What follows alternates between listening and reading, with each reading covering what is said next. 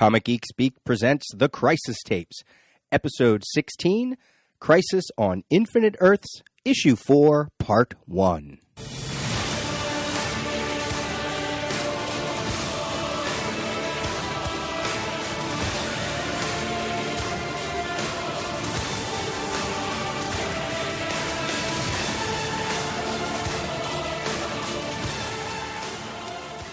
I'm Adam Murdo. I'm Peter Rios. All right. Well, been a little while, but time is meaningless in the time of crisis anyway, so.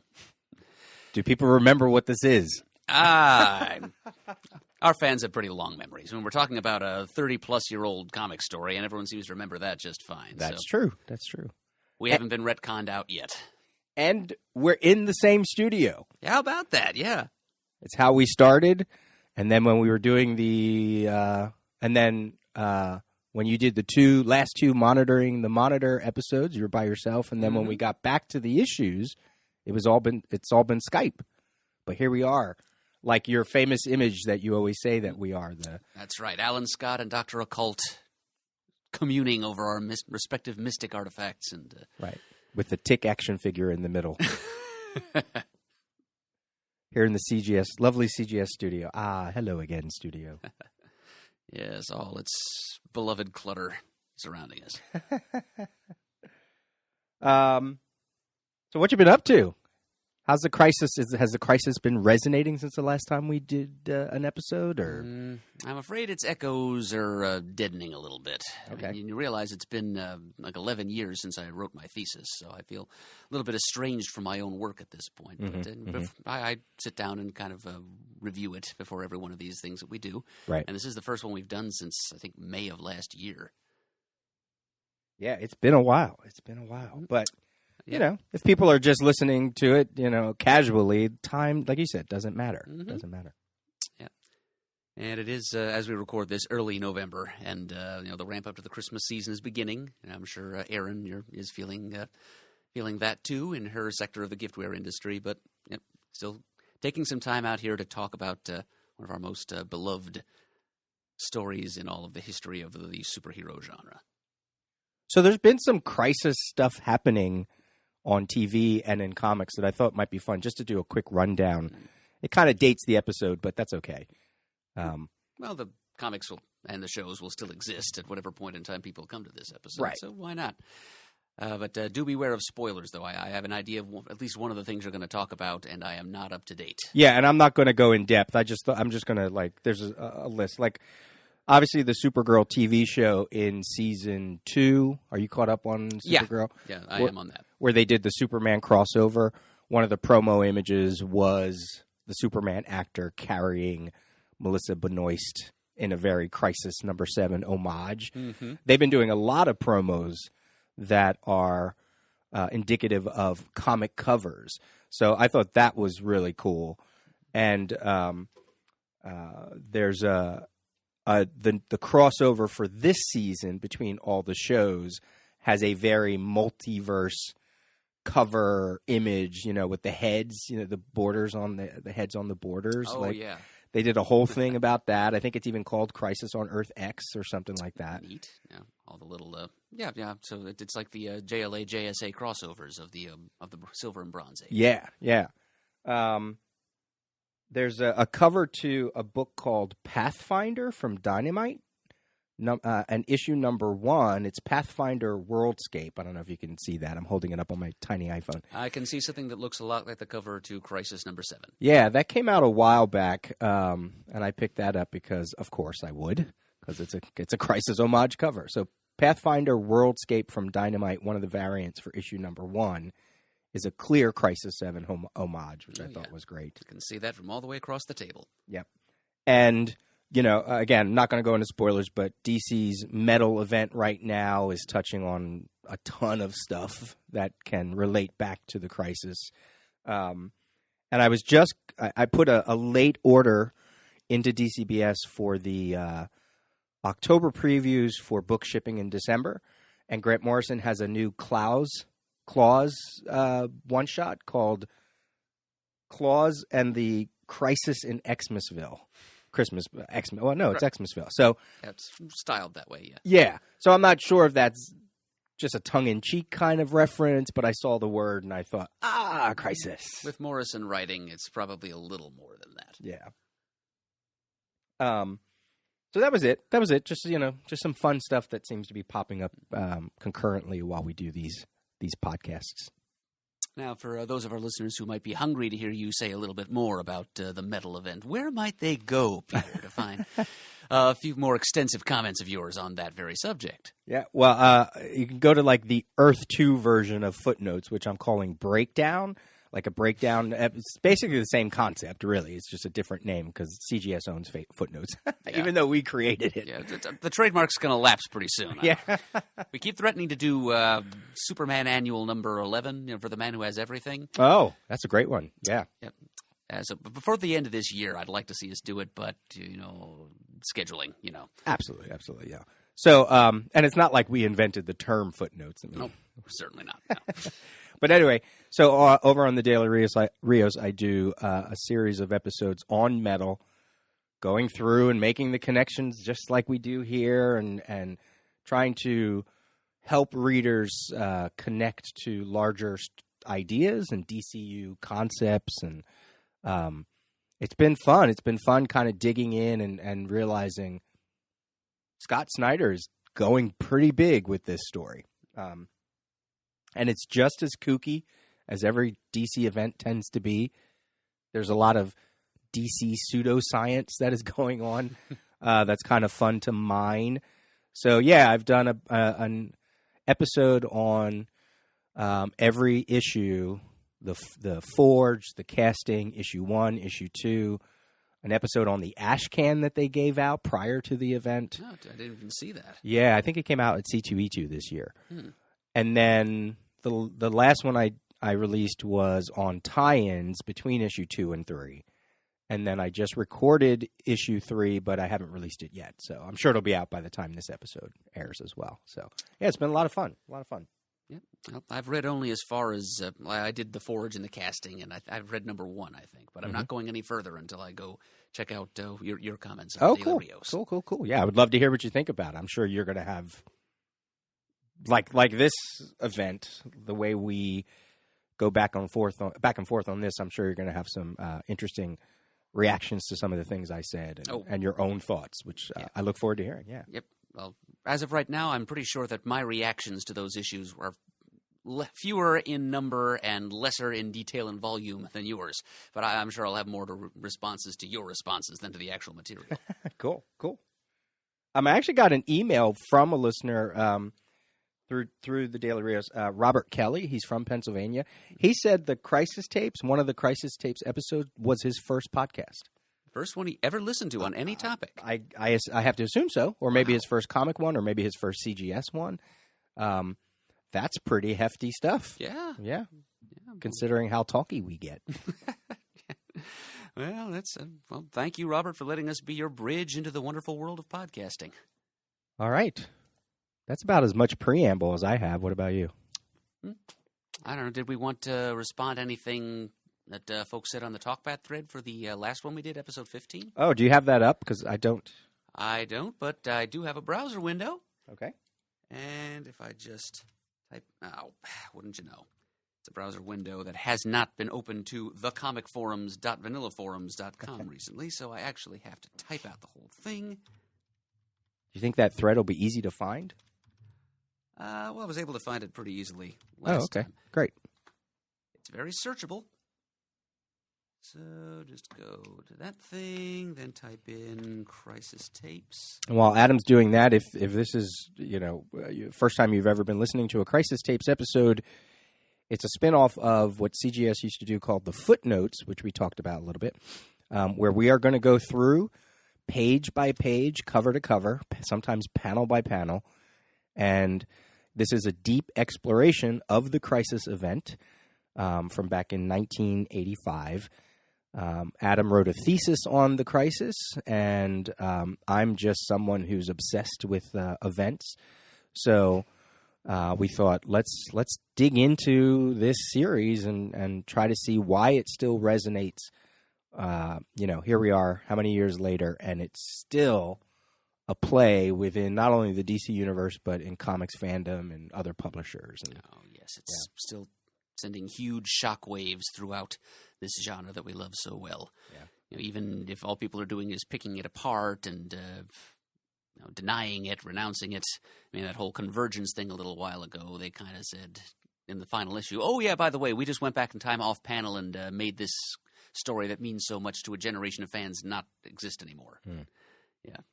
Surprise, surprise, I don't think that's going to hold any water with anybody. Right. Not with Scott Snyder either, Yeah. looks of things. Yeah. There's about a page worth of comments here from our last episode covering the back half of Crisis number 3. Listener named DM Hate, H-A-I-G-H-T. I'll put a quarter in the jar for you if I'm pronouncing that wrong, and I apologize in advance. But thinking of Hate Ashbury, I'm thinking that's how it probably should be pronounced. And he wrote quite a bit, actually, to us. Let's see. Another great episode of fun-filled facts about the Crisis. In spite of having read this story dozens of times over the years, you both bring several new and interesting nuances to each issue that make these review episodes a true joy to listen to. Well, thank you, DM. A few comments about some specific topics you covered. All right, this first one's kind of a kudos to you, Peter. On the 4 characters in the Old West, so we're talking Firebrand, Simon, John Stewart, Green Lantern, and Cyborg, being equivalents of the Fantastic Four, I think that's brilliant, and I agree it can't be a coincidence, because Marv Wolfman wrote the FF in the late 70s, and this may be nostalgia on DM's part talking, but I happen to think it's one of the better overall runs on that title. In the interviews when he talks about creating the new Teen Titans, Wolfman has been quoted as saying that he thought of the Titans as DC's answer to the FF as opposed to the X-Men. That's true. That's true. Yep. I would never have guessed. I kind of think DC thought of them as their answer to the X-Men, but Marv is the writer, so his opinion counts more than most. I really think Wolfman has a fondness for the FF and wouldn't be surprised at all if he saw the likeness of Simon, Cyborg, Green Lantern, and Firebrand to Reed, Ben, Sue, and Johnny when he laid out the plot of which the 15 were going to work together in the various time eras. And that's even more interesting topic right now in the fall of 2017 when we know DC's putting out a mock Fantastic Four title of their own called The Terrifics. Can't wait for that. Yeah, it could be silly fun. It's an interesting combination of characters. Plastic Man, Mr. Terrific, the Michael Holt version, Metamorpho, and Phase, as a.k.a. Shadowlass of the... no, not that. Phantom Girl of the Legion. Yeah. Curious. It's a curious mix of characters there. Yep. If they just treat it as something more than a bad joke, it could be an interesting series. So let's see. I like your explanation on the last page of the issue. Showing the monitors, similar to other images on the left side that are clearly monitor screens. It's talking about the convention of rounded corners in panels. It's a big Peresian convention of the 80s. Just a video saturated era that they were those 80s.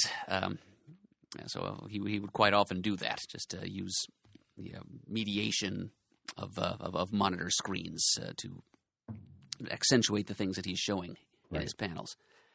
Let's see. In regard to using this is all still from DM Hate. Like I said, he wrote some extensive posts here. In regard to using the Crisis characters, Pariah, Harbinger, etc., and Wolfman's, he's really done his homework. I'm kind of jealous of his familiarity with these fan press publications. He's mentioning a couple different issues of Amazing Heroes in this long post. Some interviews that Wolfman did that I don't think I've ever read. According to Wolfman's comments in Amazing Heroes number 66, this discussion makes me think of how other post-crisis articles discuss the original plans to literally start everything over from scratch, new number 1 issues, all the characters' histories completely rebooted, pretty much what they did with the New 52 in 2011. If DC Editorial had allowed that plan to proceed, I suspect the Crisis characters would have been written out of existence. In fact, I wonder if their continued presence in the pages of the DCU contributed to the notion of leftovers or vestiges of the Crisis remaining that ultimately resulted in the likes of Zero Hour. So I guess what he's getting at here is if they had just somehow killed off or negated Crisis-specific characters like Alexander, Harbinger and Pariah and Lady Quark, who were seen around the DCU after Crisis, if that would have decreased the temptation on the part of certain writers and editors to allow pre-Crisis stuff to seep back in and kind of undermine the foundation of the post-Crisis DCU from the get-go. And he may indeed have a point. He talks about Dan Mishkin providing input to Marv Wolfman about how his character Amethyst should be used, apparently several pages worth. As I'm reading along in your coverage, I've started pulling out both the individual issues and the trade, which has the same changes you've noted from the hardcover editions. They're pretty noticeable when you really stop to look at them, and I gotta say, in most cases, I prefer the original, notwithstanding the flexograph printing errors in issue 1, or when you get to issue 10, that whole bottom section of the monitor tapes, after which this podcast is named. I remember noting when number 10 was published how hard that section was to make out. The hardcover really helps. And then DM comes back again with another quick note. Forgot to give my example of preferring the original over the trade paperback colorization. The Shadow Demons in the original issues, they're all black. In the trade paperback version, they're colored like a light gray. Definitely prefer the black. Do you want to keep going here? Nathan P. Monty has the same sort of thing that DM Hate kind of was suggesting. He said, what do people think? Would DC continuity be better off today if instead of doing the Crisis, they had just shifted focus to, say, Earth 7 and started over from scratch? People say that the multiple Earths were too confusing, but really the solution to that is just not to mention them. Shift to a new Earth, give that its own unified continuity, similar to the post-Crisis DCU, and rarely bring up Earth 1, 2, etc. Seems simpler to me. I really like that idea, actually. Really? Yeah, I think they probably would have solved their problems if they could have just, instead of eliminating those Earths, thereby ticking off longtime readers, they could simply have jumped over to somebody a little later on down here. It's the very next poster, Alpine Maps, who's been one of our Crisis kids from way back. He responds to Nathan and says, that was my preference back in 1985, and I'd say even to this day I would have been fine with that. Just shift focus to a new Earth. It happened organically in the late 50s when we jumped from Earth 2 to Earth 1. Just make it happen now. Well, 1985 now. So, and I've kind of been secretly hoping all along that that's all the New 52 has been, that the pre-Flashpoint reality still exists on some other parallel Earth, and we've just been... But we've seen pretty strong hints that that's actually not what happened. Right. Just going back to the DCU rebirth. The Button actually is what I'm thinking of. That's a crossover between Batman and the Flash, written by Tom King, where the Flash senses the vibrations. They go back to the Flashpoint reality and they discover, oh wait, this is still our Earth. It's just time has been mucked with. Right. So, if we're ever going to have any hope of getting the pre-Flashpoint reality back, it's not going to be just as simple as hopping from New 52 Earth over to Earth 0 or whatever it was. Yeah. But yeah, I'm going to say that I'm on board with that idea of yours, Nathan. Thank you for sharing it with us. Alpine Maps also says on his own behalf, I'm about 90 minutes into the, I had to comment before finishing the episode because, Peter, your theory of Superman of Earth 1 blew my mind. I love it, and I really hope that it happens. However, I'm convinced it will never happen. And sure enough, it didn't. I don't think they will ever acknowledge that our pre-crisis Earth 1 Superman is a different character from the post-crisis Byrne Superman. That slight started with Who's Who and continues to this day. Thank you for bringing that up, Alpine Maps. It always did bother me that while all these other characters got like a Earth 2 entry in the first volume of Who's Who, and then a pre-crisis entry, and then just got updated in the 1987 update, Superman just jumped straight from Earth 2 to John Byrne. As did Wonder Woman. Yeah. Yeah. Yeah, that's right. So, yeah. And he's referencing the theory that I had about Superman of Earth 1 and Rebirth, like being behind in the DC Rebirth one-shot special. So that's the theory that he's talking about. Kind of like Earth 2 Superman and the rest of the Hole in the Wall gang were in Infinite Crisis. Yeah, yeah.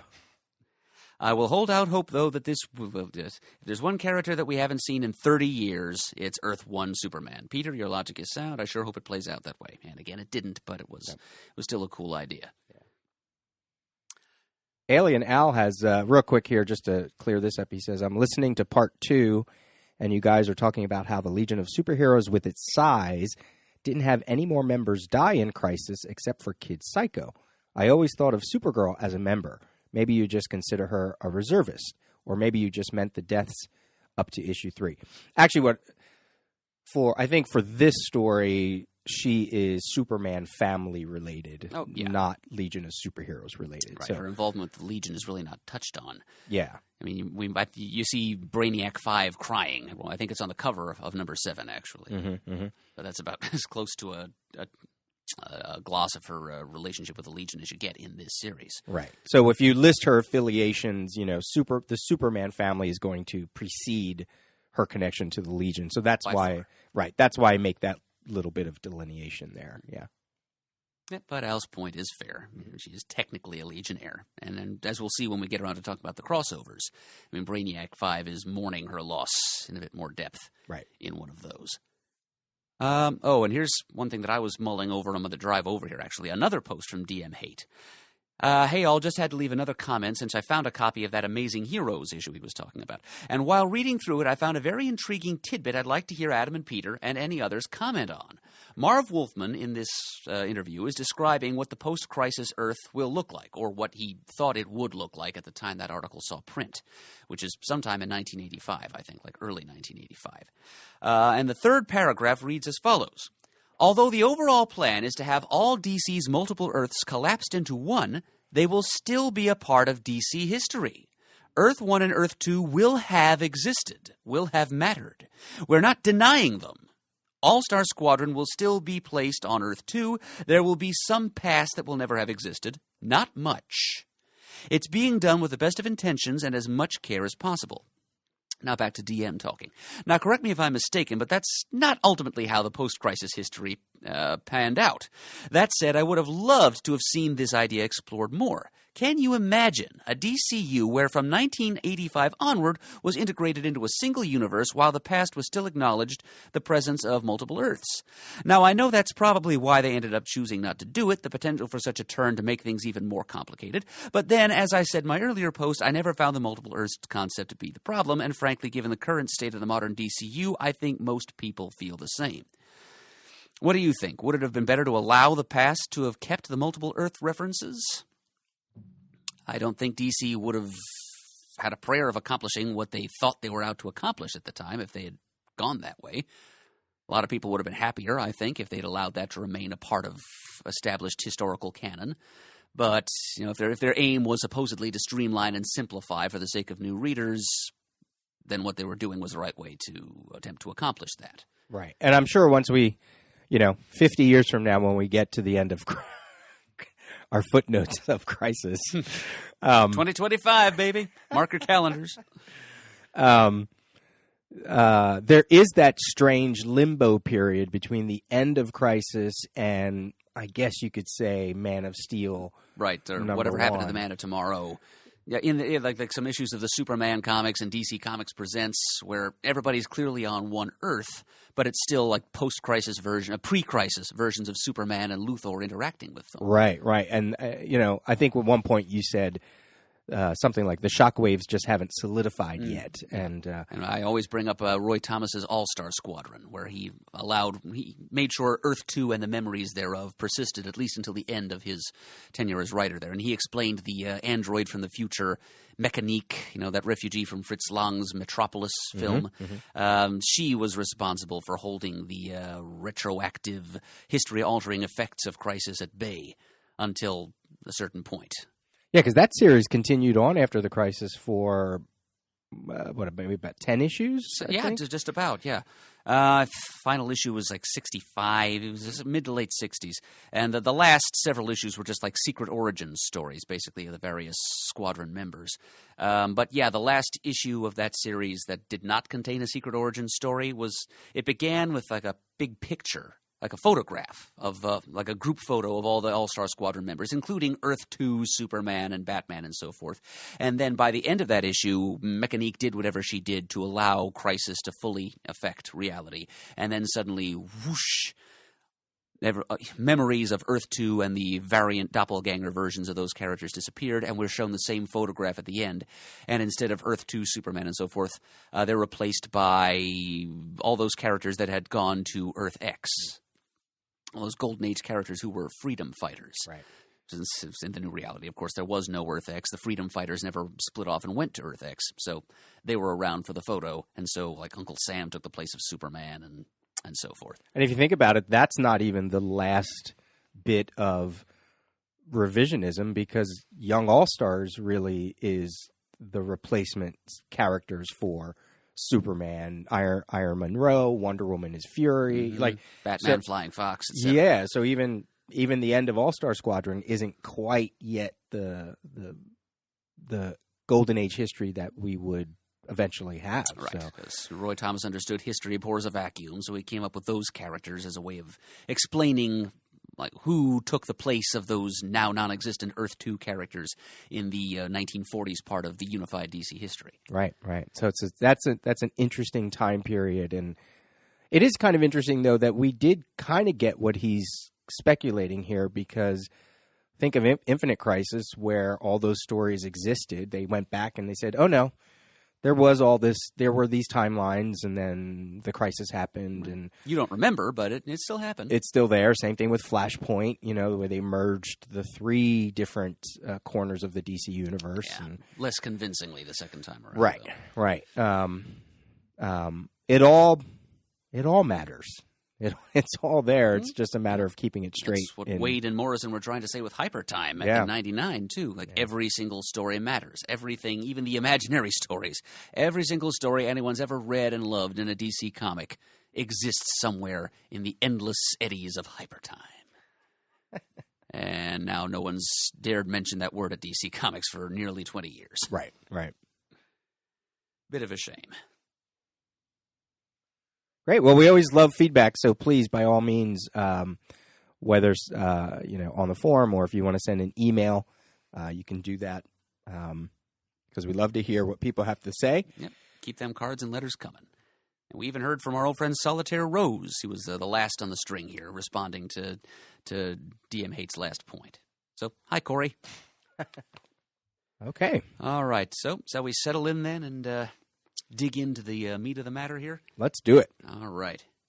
Crisis on Infinite Earths number 4. All right. So this is, when I was doing my master's thesis, I was kind of arbitrarily separating the Crisis text out into 3 4-issue arcs. Mm-hmm. So this issue, and we were saying to each other before we started recording, we'll see how far we get in the time frame we have available here. We might get through the whole issue. We might just do half and call it a day. Or even if we do have time, maybe we'll just split it up, do 2 episodes. That way we'll have the 1 episodes, and then we don't have to worry about recording again. But we still have another one in the can for later. Yeah. Maybe just to give you guys a chance to work up an appetite again for this stuff, and then release it a few weeks down the line. Yeah. So this issue will constitute the end of the first act, and it's a doozy of a cliffhanger at the end of the issue. But beginning with the cover, I suppose.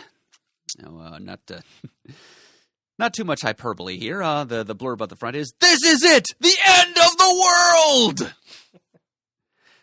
And below it, a really great Peresian image. Just monitor the form of the Harbinger. Her hand still crackling with energy, the smoking gun, if you will, hovering over the prone and lifeless form of the Monitor with a huge smoking hole in his chest, a trail of pink energy leaching from it, and Pariah just standing by looking horrified, which is pretty much his entire range as a character. And then the rather redundant arrow-shaped caption, "Death of the Monitor," just in case you missed it. I love the overhead perspective. The perspective on this is fantastic. I mean, just all the geometrical shapes and the different, all the monitors all over. There's a kind of a sense of claustrophobia, yet depth, and it's such a brilliant cover. Yes. Totally Perez and also totally 80s. Again, like the claustrophobia, paranoia thing, big part of 80s storytelling. And again, with the monitor screen, that the video mania that I mentioned too. What an intensely mediated decade the 80s were. This is the Perez that I love. This is, look at Pariah's sleeves and the detail. His body language as he tries on this narrow little observation platform to get as far away from the Monitor's corpse as he can. Right. Harbinger just walking in space, like not flying, but walking on air. And the cape, the details in the 2 capes. muscular, the anatomy on this is what I wish was always in the inside of the book. But Perez inking himself would have taken way too long, you know. But it's a stunning image, and I also like the whole Trinity aspect here. So I wrote in my notes, this is like the Crisis Trinity: Father, not Son, but Daughter, and Pariah as kind of like the Holy Ghost. Like there could be something to that. As I was looking at it, I was like, oh, Crisis Trinity. I kind of like that. I like that too. Yeah. I mean, Jesus never killed Yahweh, of course, but but overlooking that. Yeah. It's more like kind of a, I don't know, maybe a Zeus and Saturn situation. Could be. Yeah. Mythological. Well, yeah. Of course, I'm mixing Zeus and Kronos. Right. Or, yeah. Or Jupiter and Saturn, if you prefer. Yeah, but that's just to get a little bit heady on that cover. All right. So let's dig into the first page. So normally what we like to do with these crisis footnotes is we'll go through and give a quick outline of a whole sequence, but then go back page by page to really dig in and try to get some information. So like for this first one, we'll cover the whole Supergirl, Batgirl that goes all the way almost to the end of page 3, but then we'll go back and talk specifically. So do you want to do that? All right. Okay, so Supergirl enters the picture for the first time in this series, which is a series that's pretty closely identified with her retroactively because of what she does and what is done to her later on. But we have a meeting between a little explored sort of adjunct of the world's finest. It's like the women's annex of the world's finest duo, Supergirl and Batgirl. Batgirl has put in an emergency call to Supergirl, apparently just for a little bit of therapeutic chat because Batgirl is scared out of her mind. So the two of them meet on a Gotham rooftop and they discuss the terrible danger they believe the world is in. Batgirl reveals the fear and angst and self-doubt that are plaguing her right now, all but paralyzing her. And in the middle of their conversation, Supergirl flies off to rescue a distressed aviator from the antimatter wave. And that just serves to make Batgirl feel even more worthless than she did before. And that covers most of the first 3 pages.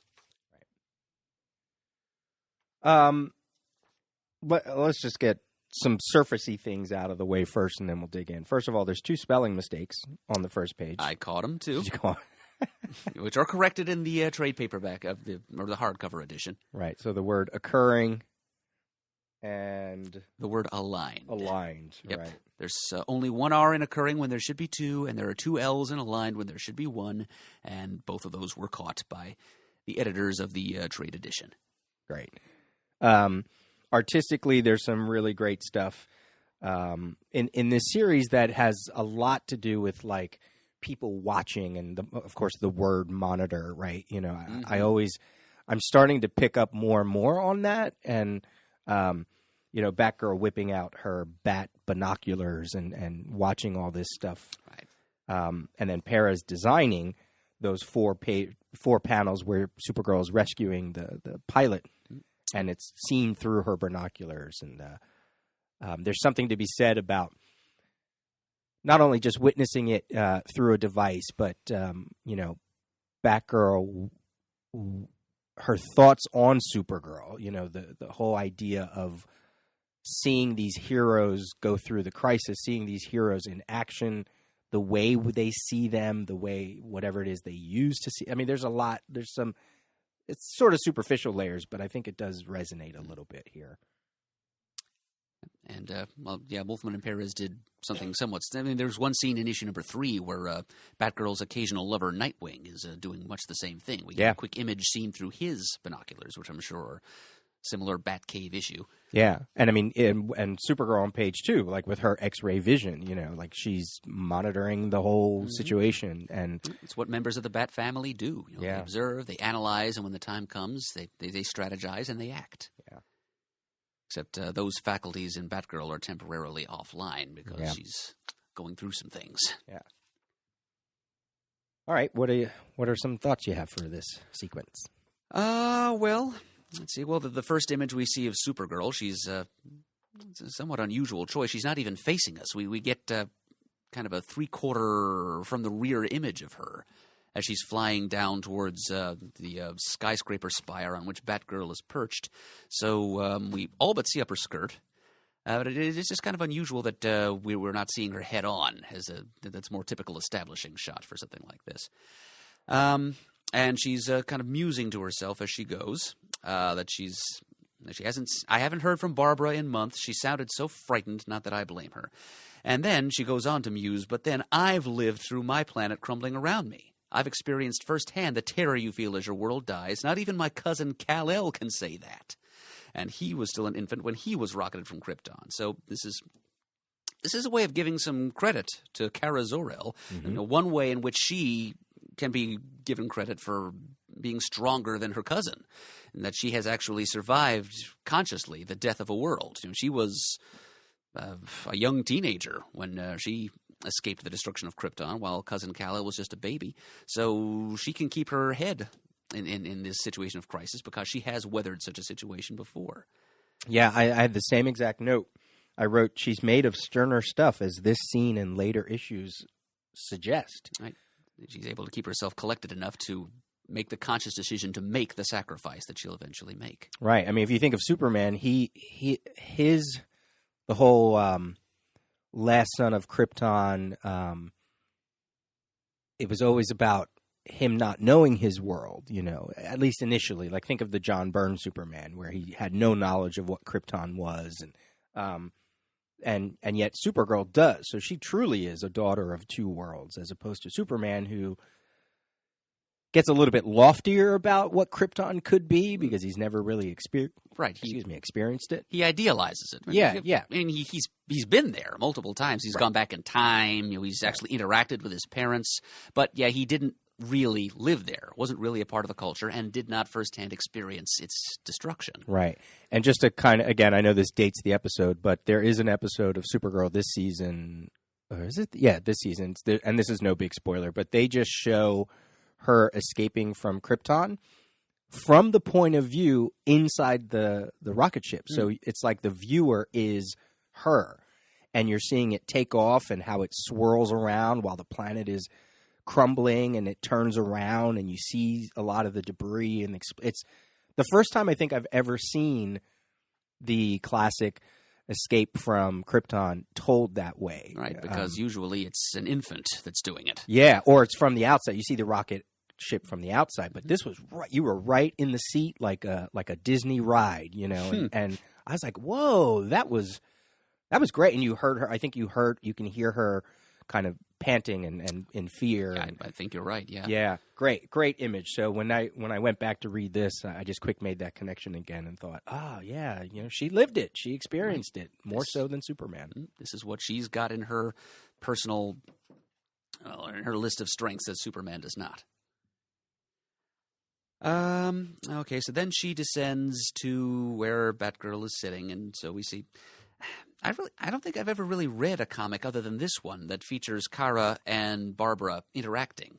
They must have happened sometime in the 60s or 70s, but I mean, can you remember? No, I'm not familiar with it either, but I guess it's just one of those the familiarity that they share is because of the characters that they were spawned from, Superman and Batman. So of course it makes sense that Superman. Their big brother figures are friends. So yeah, but you're right. I haven't ever really read that. Not to say that it's not out there in some world's finest comic. Can't imagine it's not. Or Superman family, maybe. Yeah. Before we do, I'm sorry. Can I go back to page 1? Always. You kind of have to. You kind of have to ignore the physics of what they're saying about the stars. The stars seem to be affected. Constellations are no longer aligned as usual because really if something was going on that kind of universal cosmic scale, stuff would be ripped apart, gravitational forces. If you know your Star Trek, if you blow up a star, stuff is going to happen. So I love the imagery that we see the stars in little clusters as opposed to being all over the background. But as I was reading that, I was like, Oh, right. Okay. Well, they're playing a little bit loose in physics. Because if that happened, I think we wouldn't be reading this story if it was truly happening. And then I did have a question of how slowly is this cloud moving? It's moving as slow as we need the story to develop, obviously. Yeah. So naturally on Earth 1, it's going to move more slowly than anywhere else. Yeah. Oh, one other thing on page 1. Quote, the electrical mayhem occurring over every part of our fragile Earth. Muppet reference? Oh, I'm not getting it. The electric mayhem? Oh. Is Dr. Teeth and Animal going to show up? That's funny. This story has everybody. That is funny. Okay, now I'm ready for page 2. That was for Shane. Yeah, there you go. All right, page 2. Supergirl comes down and finds Batgirl perched on her ledge, and she's looking through those bat binoculars we mentioned. And she's just kind of she's kind of shell-shocked, Batgirl is. And I think she just called Supergirl not to aid in the emergency so much as to just have a shoulder to cry on. And she's just saying to herself, the city, it's so empty. Mostly everyone is staying inside with their loved ones, accentuating that, awaiting the end. Now, I'm thinking Barbara might have been in an on-again, off-again relationship with Jason Bard at this time. Probably more off-again than on-again. And she says they're all awaiting the end. I think this time it's really coming. Now, in this panel and in some of the other panels and word balloons that follows, Barbara's always been one of the more astute characters in the DC universe. She's a skilled detective, very perceptive on many levels. It's why she eventually really came into her own as an information broker in the post-crisis era. Mm-hmm. But here she's displaying, more than a lot of other characters in this sprawling story, a sort of meta-awareness. Like she realizes that they've had all these false alarms on literally a monthly basis. The world is threatening to come to an end in these superhero comics in which they all live. And she's perceiving somehow that this is different. Like she's got kind of an instinct in her that a lot of other characters don't have. And she's, cracks are forming in this nice, safe, conventional little dream zone that the superheroes inhabit, this repetitive cycle of fight the villain, nobody ever actually gets hurt, nobody actually dies, very little changes. She senses the true change is on the horizon, and she gains a kind of insight into her own meaningless. She's having some moments of existential angst and ennui here. She's having a crisis of faith. Mm-hmm. In if you want to put that in crisis terms. Oh, yeah. We always do. Yeah, Crisis of the Soul, Crisis of Faith, which was technically supposed to be the sequel to Crisis on Infinite Earths, Crisis of the Soul. And then they retitled it Legends? Yeah. It became eventually that story. Well, I think they totally revamped the story, and then it became Legends. Yeah. There's a great article in one of the back issues about it that I don't know if you've ever read that. But I'm sure I haven't. Yeah. It's fantastic. There was a whole new villain behind it, and you have to read it. I'll send it to you. Tell you what number it is. I'll look it up. It's fantastic. See for myself whether I think that story would have been better than the Legends we got. Yeah. But I do to backtrack on what you were saying about Barbara in this. She's, first of all, I think it's a great character. It's a great Marv Wolfman scene to personalize this story, not just from in terms of comic books and heroes and villains, but like the people behind the masks. And what you're saying, that insight into Barbara and showcasing the differences between her and Supergirl. And then this scene, when you think about the Superman-Batman scene that we got in issue 3 or issue 2 maybe, or keep talking. Whichever one where they were like on the rooftop together, and Superman and Batman they're Superman and Batman, So Marv Wolfman is kind of exploring the event and crisis through their hero personas, whereas this one is through Barbara, and she even says to Supergirl, she calls her Linda, right? So it's like more through their personal personas, which I really like. That Superman-Batman scene was issue 2, page 14. There you go. There you go. Yeah. And actually, I'd amend that a little bit. Mm-hmm. I mean, they're referring to each other by their first names, but I think Barbara is reaching out to Linda as person and friend, but because she she's affected by what she can see about the nature of this event that Supergirl, for all her visual powers, hasn't quite caught on to yet. Because she's talking back to Barbara more as fellow hero and colleague. Supergirl is still spewing the standard superhero chin up. There must be a way to stop that. There's always hope. I'm not ready to give in so easily. Barbara is pouring her heart out to her, saying, "Look, think about this. We do what we do because we think we never can get hurt. But now Barbara's starting to realize that the life that they're living has just been a repetitive." Popular fiction, and that is now being overhauled, revised, and tossed out to make way for a new format for a new generation of readers.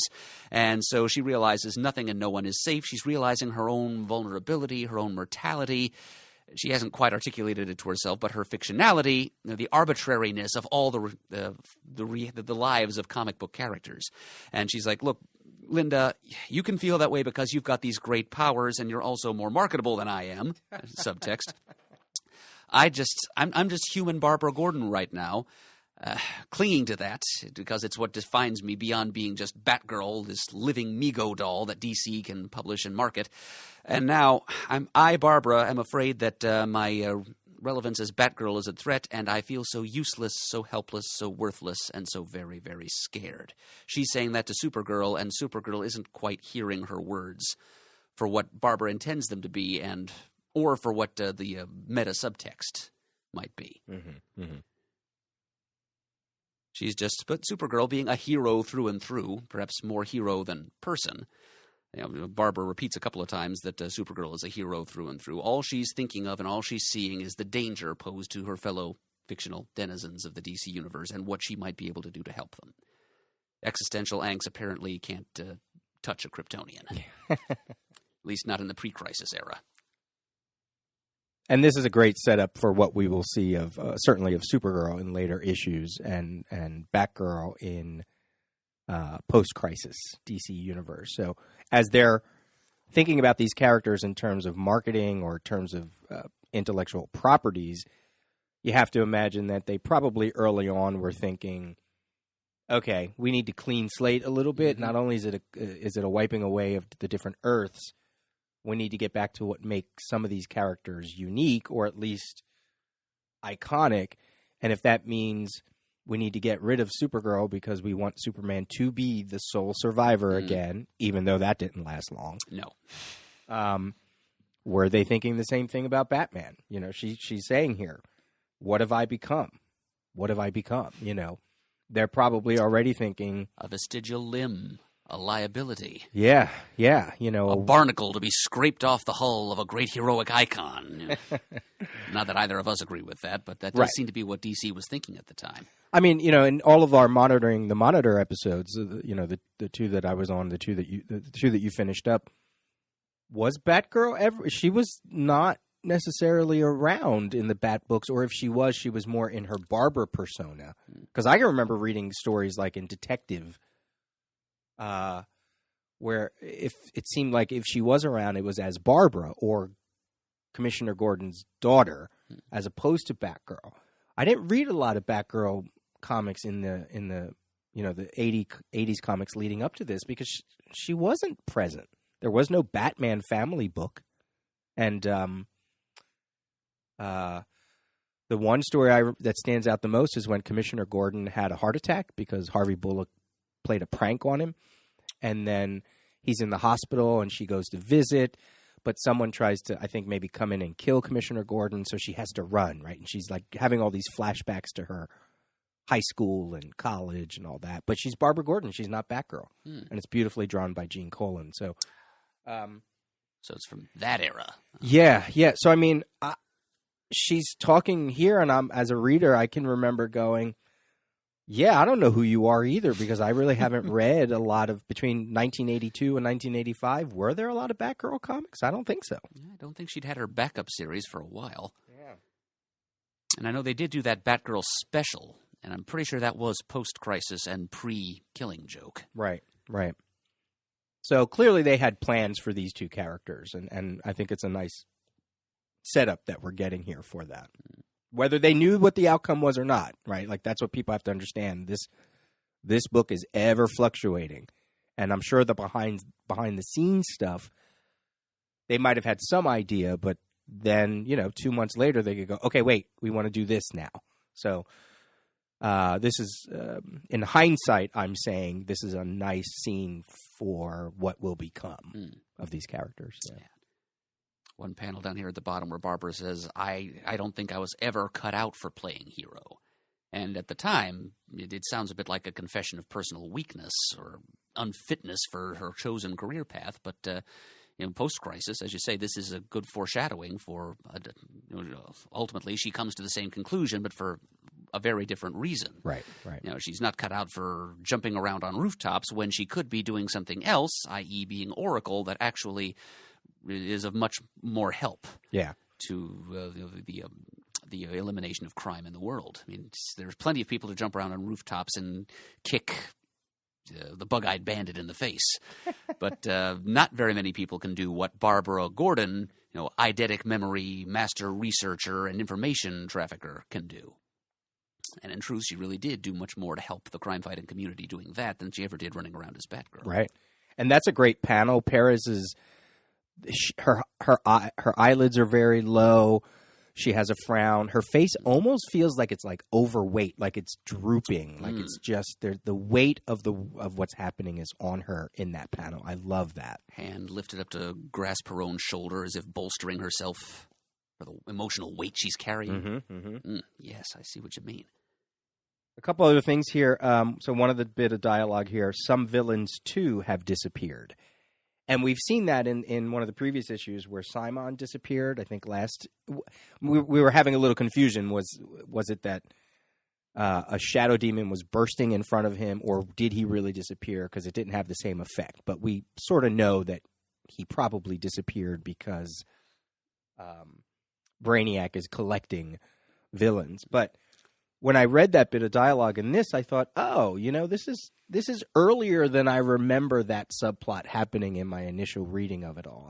I was like, oh, well, yeah, villains are disappearing because we're going to get a villain war later. No, so. I hadn't even thought about that. I was just thinking of Simon and Dr. Polaris, the villains at the Monitor, snatched up to go as part of his 15 summoned team. Oh, that could be too. Yeah, sure. That could be that. I take that point. But it was just last issue that Brainiac was seen, and he makes his way to Earth to. Although his first thought is only the one named Luthor can help me now. Yeah. So I would imagine he would grab Luthor before he grabs anybody else. I guess you're right, because she does. The full quote is, "And other heroes, some villains too, have disappeared." So she probably is referencing the Great 15 that we talked about. So, yeah, you're probably right on that one. Yeah. I like that Perez uses the X-ray vision, but nobody actually mentions that she's using it. She just uses it. Whether it was a Marv Wolfman script thing, a Perez art additional thing, whatever. It's part of her character. So she just uses it, and nobody has to explain it and whatever. So I always like that. Yep. If you were a Supergirl or a Superman, you'd probably be using it constantly. Just in the course of having a casual conversation, you're just scanning for miles around for anyone who might need your help. And she finds that airplane to rescue. And it leads me to wonder if maybe the creators of the Supergirl TV series were thinking about this scene when they put together the first episode. Oh, that's right, where she saves the plane. Yeah. Right. And if you're wondering why Supergirl looks the way she does, again, I guess that's another character that wasn't prominent during the Monitor tapes, right? We didn't really necessarily have an issue where Supergirl was involved. I'm sure we didn't. Yeah, so in time for the movie, they decided to upgrade her costume. And one of the elements that they brought in was this headband, which is a throwback to, as they explain it, her Kryptonian heritage. She was meant to be evocative of that world. Also evocative of 80s fashion and Olivia Newton-John. And Absolutely. But at least they had an in-story precedent to it that, sort of made sense. Yes, it worked out beautifully. I'd never even thought of that. But yeah, the way Jor-El, for example, was drawn in a lot of Silver and Bronze Age stories, he was wearing a headband. Right. I think the first time you see her costume, she I want to say, actually, when you look at the first cover, I think it's like Supergirl, Daring Adventures of Supergirl 13, she may not have the headband on, even though she has the new costume on the cover, but she does put it on in the book. And she does make a reference to, like, I'm going to respect my Kryptonian heritage. And, Nice. So this is not the first time that readers saw this costume in this issue, then? No. I will research that as you talk about other things, but I don't think it is. I'm pretty sure we've already seen it. Well, let's see. What else do I have to say here? So Supergirl sees the plane, flies off to rescue it, or the pilot at least. Somehow his plane cracks up in the antimatter, but he pops out of it unharmed. Almost like an 80s G.I. Joe cartoon. And Supergirl flies in and saves him. And as we've discussed, Batgirl has her bat binoculars out and is watching the whole thing. This characters watching other characters becomes kind of a mini pocket theme of what's going on here, of this Crisis series.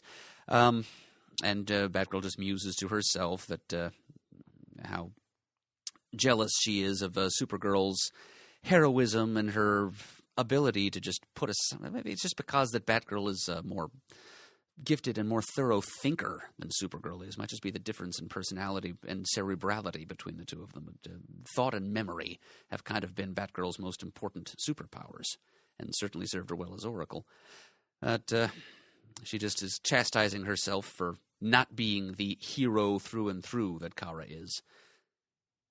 For just scolding herself for her humanity, and which is we, from our point of view as readers, understand is really one of her proponent's strengths. Yeah. And those wonderful little Parisian POV binocular panels. Yeah, she got her costume in August of 1983, so this is well before her appearance here. So we've been living with that new costume for a while. Yep, and it makes the Olivia Newton-John connection even more plausible. Yeah. And what about that pilot? I mean, he's like, why'd you save me? We're going to die anyway. It's almost like he meant to fly into that. I mean, you kind of pull that from that bit of dialogue. Yep. And Supergirl responds with another typically superheroic platitude. We fight to live as long as we can. That's the only way to live, and to be able to live with yourself. It's just like another dagger in poor, conflicted Barbara's heart. What have I become? She's become a minor supporting character and probably expendable. And she knows it. So, if you've never listened to a Crisis Tapes before, that's 3 pages in, not even, and we're at what now? 57 minutes, not quite an hour, but we did a lot of preliminary stuff, too. Yeah, that's true. That's true. The talkback things, engaging with our listeners, whose input we always appreciate. And now, we're still not done with page 3, because we've got a little really weird, it's sort of awkwardly teetering over 2 pages. This little scene here. It's like 3 panels at the bottom of page 3 and a row of panels at the top of page 4. Curious placement and composition there, but it's a scene between Steve Dayton, a.k.a. Mento, Sohaf member or hanger-on of the Doom Patrol back in the Silver Age, and kind of a supporting character in Marv Wolfman's New Teen Titans, and John Constantine, mysterious British magician who was a supporting character in the very popular Saga of the Swamp Thing, as written by Alan Moore at that time. So just a quick little parlor scene between the two of them as they talk about what's happening to the universe and how each of them chooses to respond to it. Dayton chooses to drink himself into a stupor, and Constantine chooses to just sit there smugly and complacently and tell Dayton that he already knows how everything's going to turn out. So what? Me worry? So that is that thing. The 3 panels here on page 3. It's set at the East Hampton estate of Steve Dayton, the world's 5th richest man, according to the 1985 rankings, and also the foster parent of Garfield Logan, Changeling, known these days as Beast Boy once again. Mm-hmm.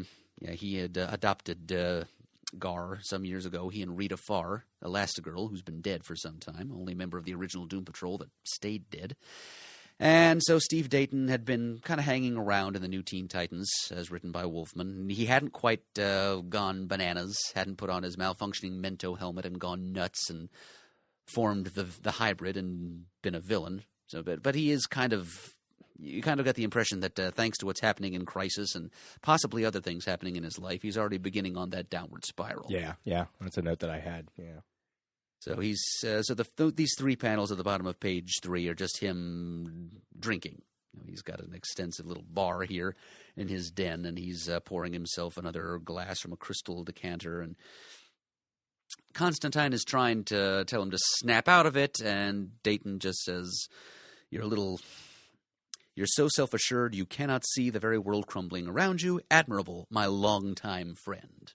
So this character who hasn't really existed in the comics for very long has got a retconned longtime friendship with Steve Dayton, we're told. Right. In fact, this is Constantine. Constantine first appeared in Swamp Thing 37. I'm going to insist on Constantine. Constantine. Because in other media, it's Constantine. But right. Alan Moore went out of his way to tell us that it's Constantine, rhymes with sign. Right. Okay. I stand chided. So chided. All right. I'm putting away the wet noodle now. So he first appeared in Swamp Thing 37. I don't know if it was Saga, the Swamp Thing at that point, or Sophisticated Spent, whatever. I'm not sure either. Yeah. And when this issue hit, they were only up to Swamp Thing 38. So he is so much wet cement at this point.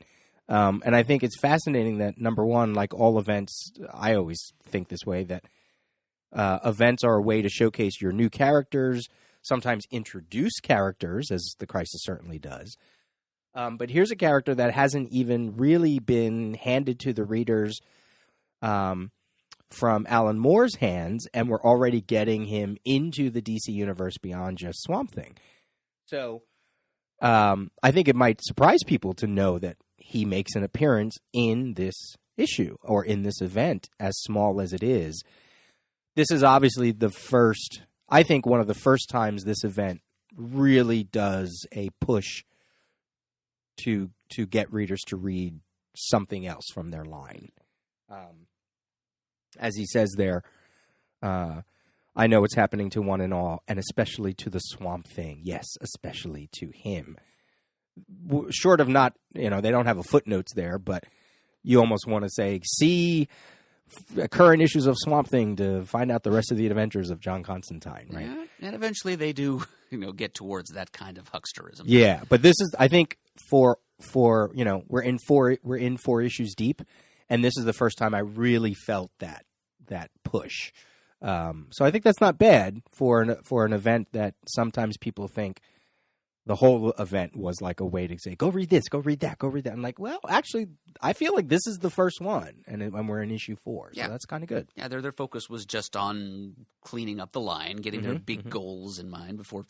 Yeah, so they really weren't focused until later on to they weren't attuned to the cross-promotional possibilities of this thing. They had loftier goals in mind. Yeah. And it just speaks to the whole thing of John Constantine being part of the DC universe. We think of him as just being a Swamp Thing character, but here he is here. He actually shows up in New Teen Titans, the Baxter run, like once. But still, John Constantine he's a DCU character.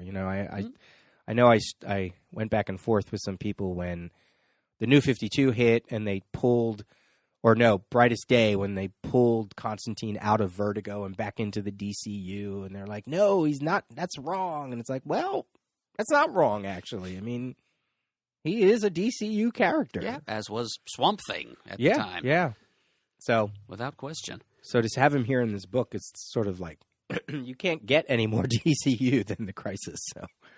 Yep, so his provenance as DCU character is established right here. Yeah. But the first time I read this, and then this is going back a great many years, of course, but it really kind of surprised me, because what I knew of Constantine, and by then he was pretty well entrenched in Vertigo and in the Hellblazer series, and just for one thing, his appearance. At the top of this page, clean-shaven, neatly dressed, no 5 o'clock shadow or rumpled trench coat or any of that stuff. Dayton looks more like, the Constantine I had come to recognize from the Vertigo covers I'd seen, because at that point I was still a young teenager, and my local Pagoda Comics, my local comic shop at the time, didn't let people younger than 18 buy Vertigo comics. Oh, wow. So, yeah, I wasn't that familiar with him, but I was a little surprised to see him so well-groomed, and also surprised to hear him thinking about the Swamp Thing. I didn't realize until this that he first appeared in the DCU as a supporting character to the Swamp Thing. I thought of him as more of a man of the world, getting himself involved with all kinds of mystic messes all over the place. But, yeah, apparently originally he was there to be as kind of a spirit guide to the Swamp Thing to help him explore and realize his full potential as Elemental. Right. And weathering this crisis, I guess, would be a part of that agenda of his, which is the only reason why he's allowing himself to be seen in the midst of this tacky multiversal crossover thing that's happening. Yeah. And for this to be his second or third appearance within DC Comics, I certainly understand that it could feel a little forced, them making that connection to Steve Dayton, where I don't know if they ever really make that connection again. I'm referring to the ICG official crisis index. Apparently, the next time both of these characters appear, and together, is in Saga of the Swamp Thing number 44. Oh, God, you're right. That's right. He's part of that whole... Isn't that when he brings in all the other sorcerers, too, and Mento is there, and they're doing like some kind of seance for the whole American Gothic thing? That's the shadow creature thing, right? Yeah, and that's also another step into Mento's madness, because his brain kind of gets fritzed in that. And it's a little more than a gifted industrial tinkerer is able to process. Yeah, He's not even Tony Stark here. This is just Steve Dayton. Yeah. So it's a high compliment that he was allowed to even sit in on that gathering. But as you say, it was a little more than he could handle. Yeah, I forgot about that. I forgot that he was in that. Because then I found in my notes where Constantine does show up in New Teen Titans. It's in Baxter issue number 22, and I cannot place what that issue is. I'd have to look up the cover to see why he would even be in that issue. But it's kind of weird that of the only books that John Constantine has been in is either Swamp Thing or a book written by Marv Wolfman. So it's kind of curious. It's like Alan Moore was like, "All right, I'll let you use my toy, but only you." It must have seemed like an awfully cool toy if Marv Wolfman wanted to use it that early in its existence. Yeah, let me look that up just to double check. Are you going to see how many other appearances he had made? Yeah, I'm going to go to comicbookdb.com, which is great because you can go and you can hit on a character, and then you can go show this character in chronological order of release of their book. So it's like, I love that format. Yeah, it's a very, very valuable tool, a go-to for us. Oh, yeah, this was a funny little scene here. Just a couple of world-weary wielders of influence just sitting around and reacting in their respective ways to the apparent upcoming end of the world. Shall we move on to the next? Because that's all I really had. Yep, that's all I had, too. So and then... we're going to go, let's see, 1, 2, 3, and... 2/4 or 2/3 pages. Yeah. Again, these few pages are laid out strangely. I mean, just the way that scene straddles 2 pages, and then in the lower half of this page, we finally get down to the main action of the issue when we get back to the cosmic destruction. We jump straight from Constantine with a cigarette in his mouth, musing about Swamp Thing, to antimatter killing another version of Earth, and below that is the understated title of this issue, "And Thus Shall the World Die!" And so the captions tell us which Earth it is that's being eaten by antimatter now. Antimatter sweeps over the world known as Earth 1, even as it is finishing its destructive path across Earth 6. After that, only 4 others remain, for those who are keeping score. Somewhere and it's stressed he, talking about the Anti-Monitor, of course, laughs a deep and heady laugh. Then the title, and then back to another little longer than high panel, a little flattened panel of an Earth being consumed by antimatter. Pariah stands around him, knowing full well what he will see even before it shimmers into view. A moment before, he was elsewhere. Now he stands on the threshold of a world about to die. And the bottom panel is Pariah screaming and bemoaning his fate as he witnesses what the rest of us witness when we turn the page to page 5. And it's another great Perez chaotic mob scene. similar to the death of the nameless Earth at the beginning of issue 1. Mm-hmm. Just a big crowd of people running away from the White Wall as it sweeps across a major metropolitan area. And Pariah muses to himself about what he and the reader are seeing. Such a strange world this one is. Unlike most other Earths, a cosmic anomaly. No duplicates here. Already an impossibility, as all universes were formed at the same time at the dawn of creation.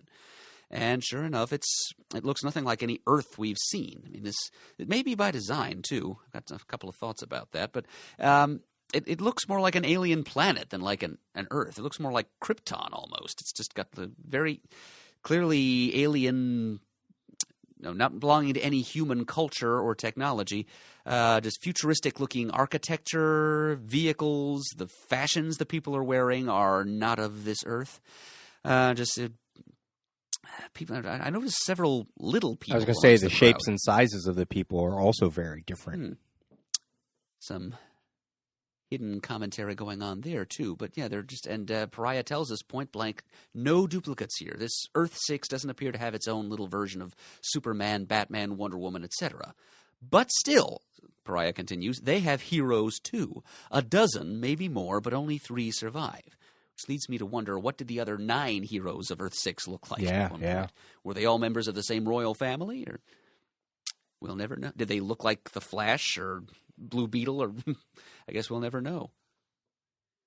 But so we're kind of a puzzle here of all the Earths that Wolfman's throwing at us here. And I always think back to Earth 6, thinking of, and also, Earths X, S, and 4. Modern day multiverse, or attempts at creating multiverses, and we've had a couple of them in the past few years. The New 52 multiverse after Infinite Crisis, and the multiverse we've got in the post-Flashpoint era now. They all dwell a little too much on just giving us endless doppelgangers of established DC characters, and not enough of them have completely original character sets on them. And I think back to Earth 6 and why it had no duplicates whatsoever, and how refreshing that was. And it does sort of lead one to wonder why this Earth that Wolfman whipped up at the last minute, why it is so different from all the others. Yeah. Well, let's pause here for a little second and talk about a little bit more about it. So we'll break format a little bit. Because this is a meaty sequence that we don't want to. Maybe there might be a lot to say right away as opposed to just So think of to go along with your thought. Think of the Multiversity Handbook, where all the new, by Grant Morrison, and all the new Earths were all riffs on Justice League, Superman, or Batman, right? Even when they were based on certain Elseworlds stories, but it was only based on maybe a Batman Elseworlds or a Superman Elseworlds, they still designed the full Justice League to kind of evoke that Elseworlds concept, even if those characters never existed anywhere before in the original stories. Yeah.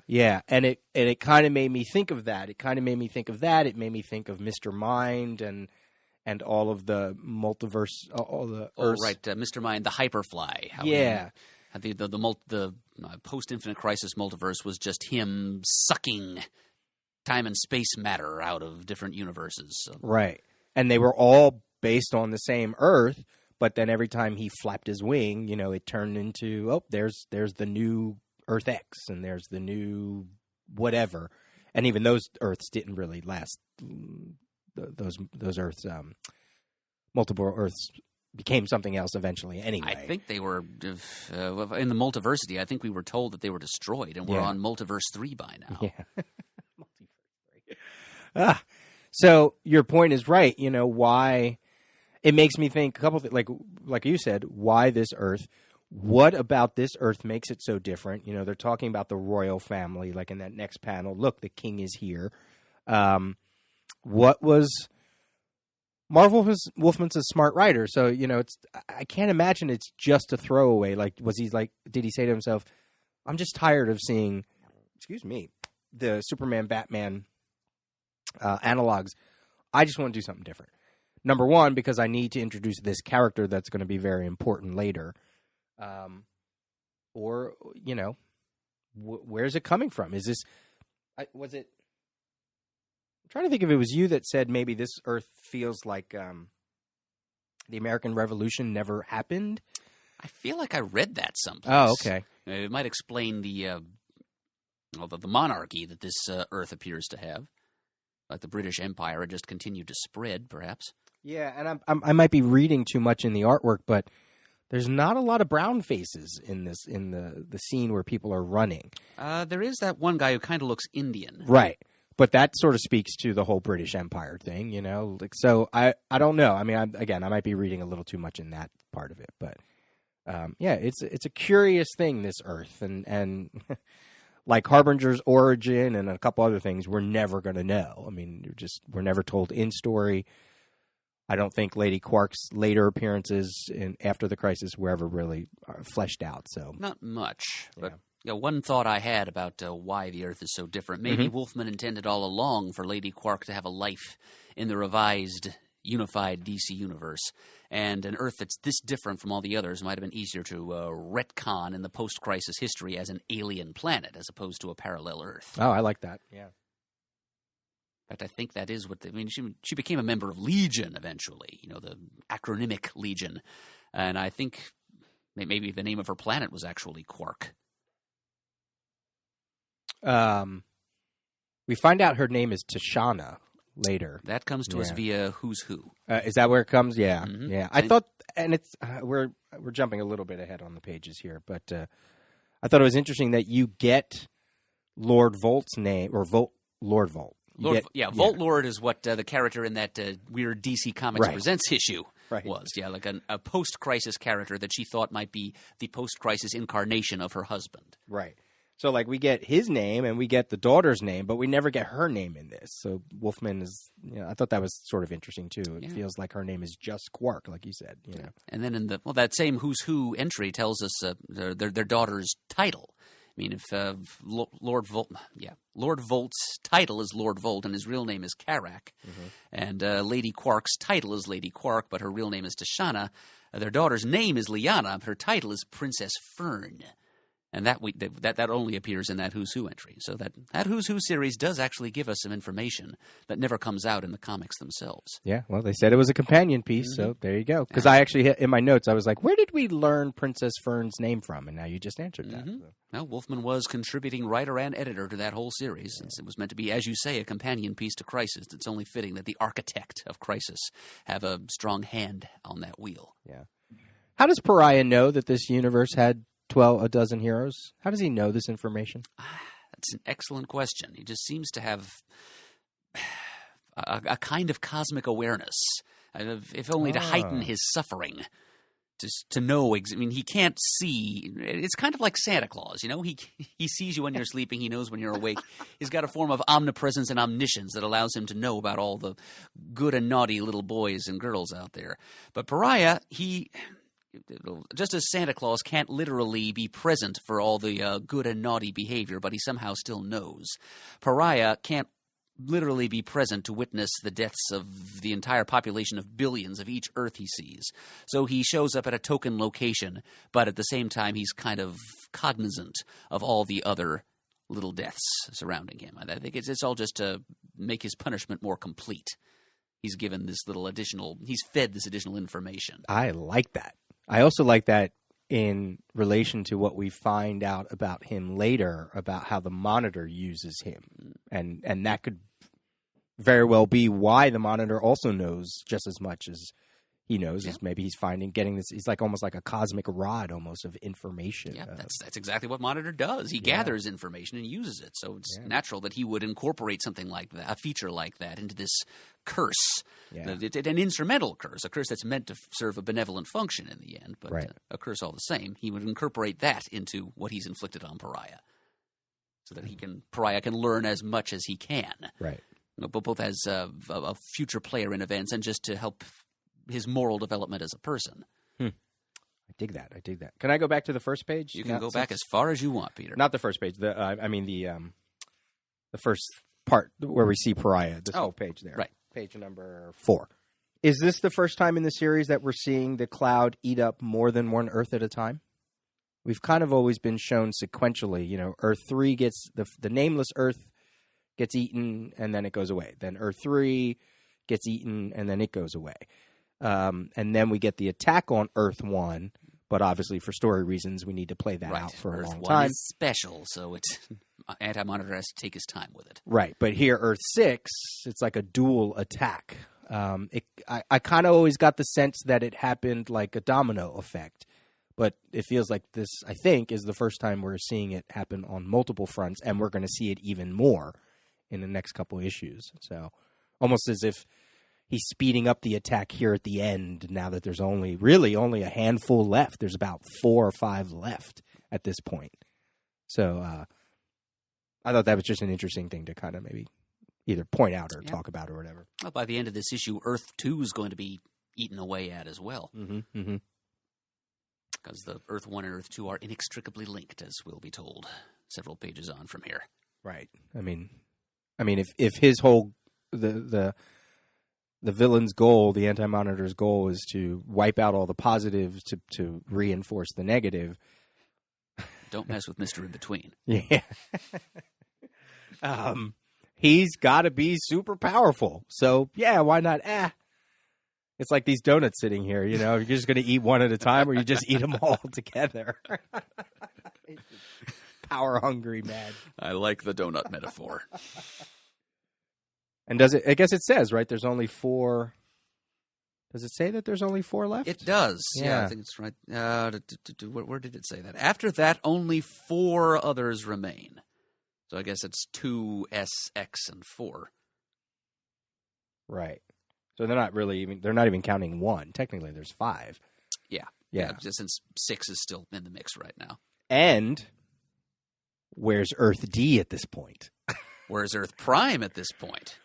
That's true. Yeah. Earth D, folks, if you're listening at home, you need to pick up the Legends of the DC Universe Crisis one-shot from the late 90s, which was a Wolfman written, and it's meant to be kind of like a Crisis chapter 4.5, I think. 4.5, yeah. And a couple things on these pages, a little bits of dialogue. A moment before he was elsewhere, and I was like, ooh, elsewhere's, like elsewhere, like the DC alternate, that brand of alternate stories. Elseworlds? Elseworlds, yeah. I kind of was like, oh, that's kind of cool. And then he says, why must I witness such horror? And that's information that we'll finally get to see. So all of his babbling and his whining will actually come to a point soon enough. There's actually an answer to this self-pitying question he keeps asking.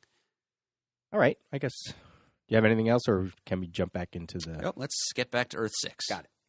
All right. So, as you said a minute ago, Peter, the crowd looks up in the sky and says, look, the king is here. Thank creation, Lord Volt will save us. So on Earth 6, the superheroes are not only champions and defenders, they are regents as well. There's a royal family in place. Lord Volt and Lady Quark show up side by side. And the first thing that Lord Volt does is to imperiously confront Pariah.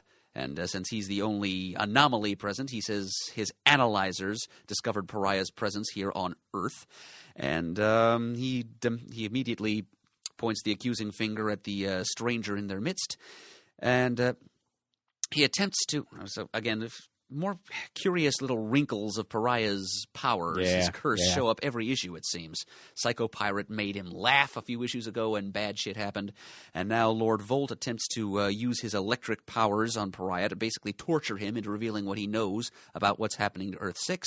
And all that happens is feedback from Lord Volt's own powers zap him back, and he's thrown back, he screams. And then Lady Quark from off-panel takes a hand and fires one of her blasts. And her powers are nuclear in nature, so she generates nuclear energy. She's really a very powerful individual. And that most 80s of all energy sources, nuclear power is what runs her. She wants to know what Pariah's done to her husband, and he is not hurt, he's only stunned. And Lord Volt, from his position on the ground, says to Pariah, Alien, my powers and the powers of my family have protected Earth since our reign began. Which, again, makes you wonder, did they assume control of Earth just recently, or is this a whole dynasty going back generations? Right. It's not even just a country or a kingdom, it's the entire Earth. Mm-hmm. Yeah. Lady Quark whispers into his ear, he comes to kill us. She says she's going to generate a wall of destructive energy around us, which is really not that well depicted by Perez in the next couple of panels. We just kind of see this big smoky haze come up. And Quark is gloating that, quote, even that alien cannot buy the Creator, as Pariah just moseys on through and says, I cannot die, Lady Quark. That is my power and my curse. Tries to reassure them that he's here to help. That does not convince Princess Fern, Liana, who just as a side note, Liana, as a side note, is a kind of tropical creeper vine. That's not just a nonsense word that Wolfman made up. See, you learn so much from this podcast. Yeah, I learned a word for the day. Right, liana. It's an epiphytic tropical vine. There you go. So she comes in and she accuses Pariah of being a liar, and with all the impetuousness of youth, she uses her power to, quote, control nature, which really amounts to controlling plant life. She causes these monstrous vines to come up out of the ground and envelop Pariah, but then the antimatter seeps through and gets to her before it gets to the rest of her family. Paralyzes her, apparently, and so she perishes in the antimatter while her parents look on in horror. And very powerful panel at the bottom of page 6 where Lord Volt, helpless for all his power to do anything else, does what any parent would. Just screams, we love you, Liana. We love you. Yeah. Let's look at these 2 pages here before we jump to the last page. There's a couple things to talk about. What about that? It's like every issue, Pariah gets a new... It's like Dial P for Pariah. He gets a new power every issue. Yes, we'll come back to that a little later on this issue, actually, because Dial H does have a lot to do with Marv Wolfman. Okay. But, yeah, anyway. So Pariah getting new like aspects. Just, the whole thing of you can't touch him. All right. You can't. He can walk through nuclear walls. He can't die. That seems obvious because, he's constantly getting pulled to different places of destruction. He's not ever hurt by the destruction. You have to imagine if he did encounter the white wall, which he does, it doesn't matter. He just disappears. That's his curse. It's a very passive way to show his powers. He's never really shown as using his powers on the offense. There's no bolts that seem to fire from his hands or his eyes or things like that. No, he's just a passive observer. Yeah. So his power set is basically anything that's necessary to prevent his observation of events, of these horrible universal deaths occurring over and over again. His powers are anything necessary to prevent anything else from stopping this endless cycle of torturous observation. Right. They almost kind of evolve in response to what's going on around him, and making him laugh, for example, is a disturbance of this unnatural order that the Monitor, we learn, instilled in him. Right. He has to watch, he has to scream, he has to mourn, he has to feel this endless horror of infinite deaths in order for him to pay his penance for having, as we ultimately learn, set all of this in motion. It's almost like a twisted version of X-Men's Darwin. Who could shift his powers to any sort of situation that he needed for. Evolve and adapt to any. Yeah. But it also kind of speaks to the whole Galactus thing of you can't disrupt Galactus's nature, and it kind of it's just how powerful is Pariah, and that's the thing we never really will know outside of what we're seeing because he doesn't utilize that power. He's not given a chance to, I should say, to utilize his power outside of leading all the heroes through the antimatter universe later. It's not like he actually does anything, And his powers are all kind of passive defensive. Yeah. So it's kind of cool. And reactive. Cool. Yeah. But, and he can survive. He's antimatter proof, and yet eventually during Infinite Crisis, he's just killed by a special gun.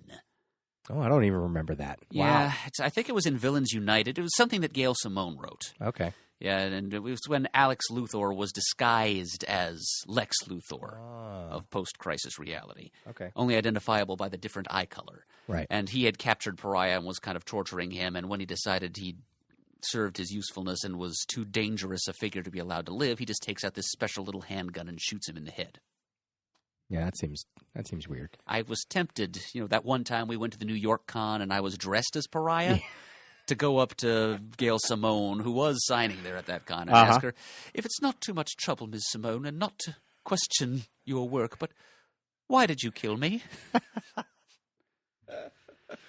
But I like those last couple panels up on page 6, where he is walking through the nuclear wall. Like, there's one shot of him where he's not the typical wide-eyed, in fear, in mourning. He's kind of just almost like an automaton. Like, he's just walking through and like, look, this is who I am, and it can't be any other way. Look of severity on his face. There. Yeah, and it the few times that we get other emotions from him, they always seem to stand out. Yeah, it's just usually fear, horror, grief, but you're right, that is a moment's thoughtfulness. The obvious thing, this is the first appearance of Lady Quark. She will be one of the big Crisis new characters that is of importance. And I think I mentioned this on one of our other episodes earlier, but when I was trying to cobble together a sort of overlying schema, of an interpretive scheme for this Crisis series, assigning symbolic value to all the different characters, how they function in the narrative, right. What Wolfman's idea was for including them, I pretty much just took a knee on Lady Quark. My thesis, I don't think I mentioned her at all because I was stumped. I could not figure out what Lady Quark was meant to mean to this narrative, what she symbolized. In hindsight, finally, I came up with an inkling, just within the past day or two of rereading this issue. Mm-hmm. The best I could think of for why Wolfman would bother to throw Lady Quark in here, in the absence of any knowledge of mine, of firsthand knowledge of what Wolfman actually was planning. My best theory is that he wanted a character who had lost everything. I mean, most of the other characters from parallel Earths either live or die with the rest of their universe. But I think he wanted a character who was the sole survivor of his or her respective universe, just to explore the burden of grief and pain that such a character would carry, and making that character royalty, from the ultimate life of privilege. I'm kind of envisioning that he had in mind something similar to what Superboy Prime ultimately became in the hands of Jeff Johns. Perhaps she meant to represent the grief and also the sense of entitlement of longtime comics fans at having this big, wonderful toy, the DC Multiverse, ripped away from them. Perhaps she's meant to embody some of the feelings of resentment and anguish that longtime fans might have felt, because she kind of embodies wrath and retribution at the crimes committed by the Anti-Monitor better than almost any other character in the story. A lot of them react with shock and horror and anger, but none with more anger, I think, than Lady Quark ultimately does. So that's the best I can think of as to the function of Lady Quark. I may have other ideas, and our listeners may have other ideas. You may have other ideas as we go along here. Right, yeah. I remember you bringing that up in a previous episode, too, and I was sort of just going to wait it out to sort of feel what the rest of the issues. I mean, other than... we speculate a lot about how much of this story survives issue to issue, and by the time they get to issue 12, how much of Marv Wolfman's overall plan changed because of whatever. A lot. Yeah. A lot has changed for a lot of different reasons, I think will be the answer to that. Yeah, I mean, but in this issue, we get Lady Quark, and eventually we're going to get another character, and he's putting them in place for a very specific reason, as a way to confront the big bad. So is she just a story device in that regard? That's the most simplest. I'm sure you've thought of that too. Is it just for her power set that she's right? bringing her in That's here? what I'm thinking. Think of the other character that's going to come out. She's basically created for her power set. Power set. Yes. Yeah. I can see that more with the character you're talking about. But Lady Quark just seems to me like there's more to her than that. Yeah. Wolfman, I don't think ever really used her to the extent that I think her setup suggests he would. Yeah, and I mean, because it's me to scratch my head about her in the end. Yeah, it's a similar setup to Alexander Luthor, but he's a baby, so he doesn't carry any of that emotionality. True. But again, it's also another device. Like Alexander Luthor is a device for him to tell this larger monitor plan, which whatever that plan is, and that plan always seems to change issue to issue when he gets new beings or whatever. So, yeah, I mean, I think some of it is her function in the story, and it's curious that he doesn't write her after the event wraps up. He doesn't write any of these characters outside of history of the DC universe. He just lets them loose and is like, there you go, just do what you want with them. I'm done. So I'm glad somebody at least decided to pick up the ball. Yeah. With it for a little distance.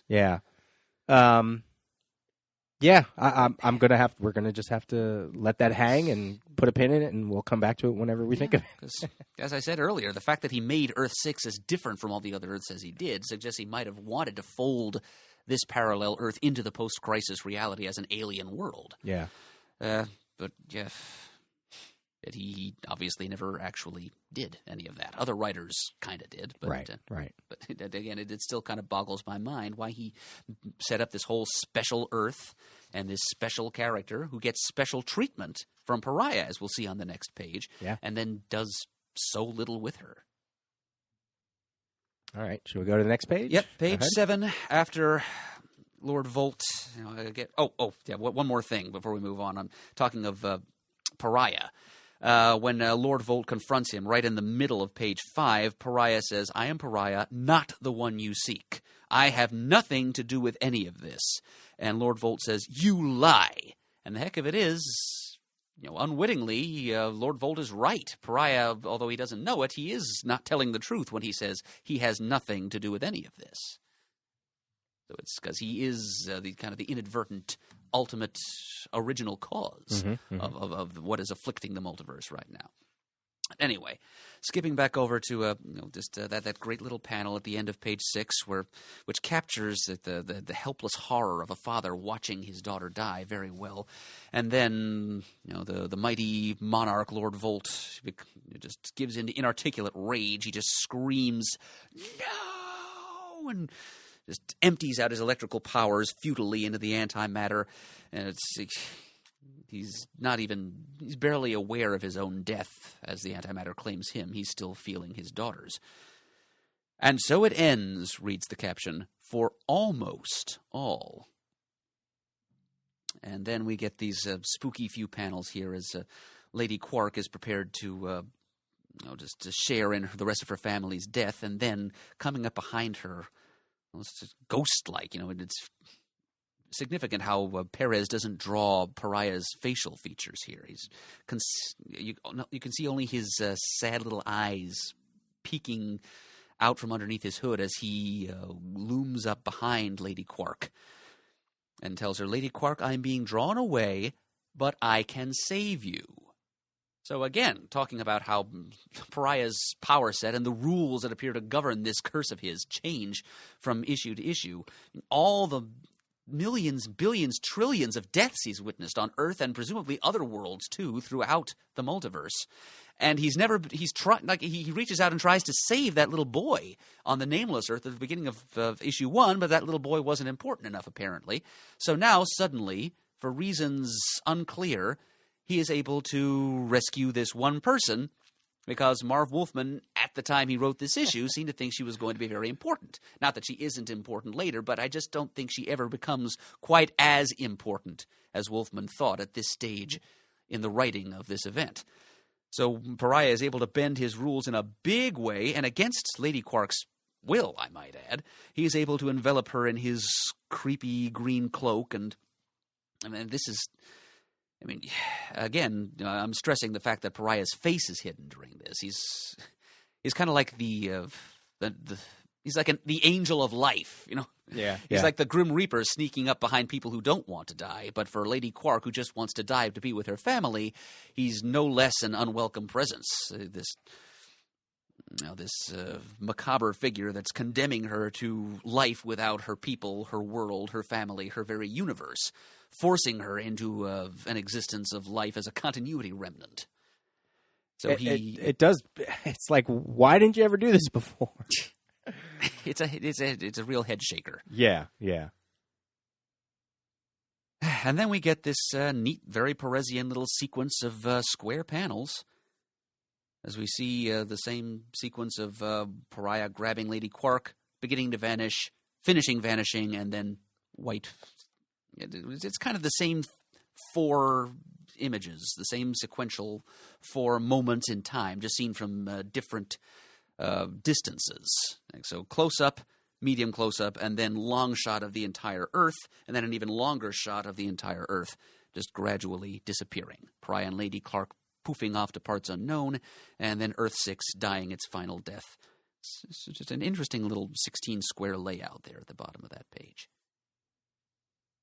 And who is watching? Are we to assume that it's Monitor watching this? Well, giving the segue to the next page, yeah. So the little squares, especially as you notice they get more and more rounded at the corners as we go down. And, it's I think DM Hate pointed out in his post that some reviewers at the time actually criticized. It's an odd thing to pick up on for a critic at that time, the rounded corners of the panels, but they serve a definite narrative purpose here. Right. They're to inform us that we're going from seeing this as readers to seeing this through the eyes of the Monitor on his video screens in his satellite. And I'll just make note that Pariah saving Quark is something that will come up later within her character. So within this series, or within later? This series, yeah, the way she treats him, and that's definitely going to be a point. Yes. Her savior and also her condemner. Yeah. And I'm jumping ahead years later. Actually, Lady Quark showed up for a little bit in the Roger Stern written Starman series of the very late 80s and early 90s. This is the Will Payton Starman, where Lady Quark kind of plays Maxima and decides she's going to take Will Payton as her consort against his will. It's funny because later on we learn that Will Payton was cosmic royalty all along. He was a reincarnation of Prince Gavin of the Empire. Oh, right. But, so Lady Quark shows up there, and Pariah is kind of tagging along behind. He's stalking her. We learn this is Roger Stern's idea, I'm pretty sure, that Pariah has kind of a weird fixation on Lady Quark. He's following her around, and Quark just has to tell him, just leave me the hell alone. I have that run. I'm slowly collecting that run, so I think I'm shy maybe 10 issues or so. So I've not delved into it, but I didn't realize they were in that. So yeah, it's not for long, but and I think that's just before she ends up in the Legion series.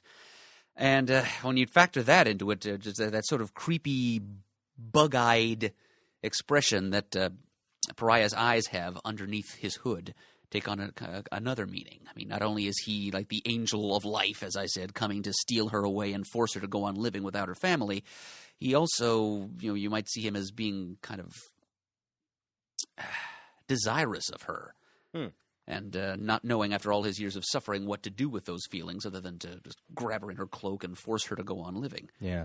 So that he can drool over her, I guess. And so... Is there any parallel between him saving her and when he learns that what Monitor did to him? Oh, condemning her? Well, of course he doesn't. I'm sort of just thinking, and again, this is hindsight because we haven't gotten to that point yet, but had he learned that information first, that the Monitor basically set him on this course, saving him from a universe... I don't think he'd be able to see the parallel, no, actually. Yeah. He's just concerned with, as he says in the bottom of this page, I'm sorry, I truly am, but I cannot let you die. If I can save but one life, my eternal damnation will be eased that much more. So he's thinking more about what it means as far as atoning for his own past sins, more than what that atonement means for the person he's saving. Again, if I can save but one life. And again, we have to ask the question, can he save but one life? And if so, why this one? Why now? After all the other lives he maybe could have saved. This cape seats one. Just waiting to play his wild card until he found a chick he liked enough, I guess. He likes the short white hair, I guess. And again, I'm sure that's not exactly what Wolfman had in mind at this point, but that's what Roger Stern chose to go back and read into it, and I can kind of see his point, just rereading this page and seeing what's going on it with that in mind. Right. Yeah, well, that brings us to the end of Earth 6. Mm-hmm. We hardly knew ye. And the end of page 7. And then, well, it's at this point that we know for certain that we have been the victim of kind of a cliffhanger cheat from the previous issue. Because if you think back to the end of issue 3, we have Harbinger showing up fully intent on killing the Monitor, and now here we are about a third of the way through issue 4, and that little happening seems to have been retconned away already. Well, don't forget, she was watching a monitor, right? She was watching a monitor of him. But she was definitely... you sort of get the suggestion that she's on the attack, but the Monitor. She speaks, and the Monitor looks up. It's like, She says, "Wrong, old fool. It is time for you to die." And there Yeah, she remember stands. we talked about that. See how the panels around him are rounded? Oh, my Now, goodness. I think yeah. we even brought that up the last time, that it really feels like, and that may be the other thing that people were critics were criticizing. Oh, or not so much that he's using the curved, cornered panels, but that he's using them misleadingly. Yeah, or they just didn't. It's tricky. It's hard to pick up. Like when you look at it, you're like, yeah, it does feel like he's reacting to her, but It really does. It fooled me. yeah, but I mean, even in a few pages before that, people are watching. People are, so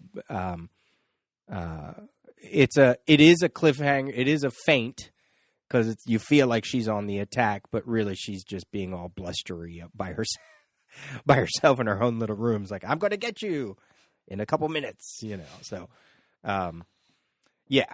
So it's a cliffhanger for cliffhanger's sake, not necessarily for story sequential sake, I guess you could say, if that makes sense. Yeah. Sure. How you feeling? You still want to keep narrating, or you talked out? No. Oh, good grief. We've got a lot of ground left to cover here. Oh, no, no, we'll keep going. I just meant you personally. I like your, your little synopsis of all this stuff. So Well, I haven't had much of a chance to synopsize on Comic Geek Speak proper lately. so then synopsize away. Happy to, my friend. Happy to.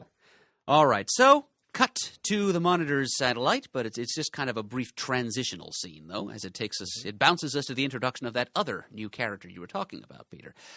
So the Monitor is on his satellite world. He's clearly aware of the demise of Earth-6, and he continues to talk to himself about how his enemy is growing in strength with the destruction of each positive matter universe.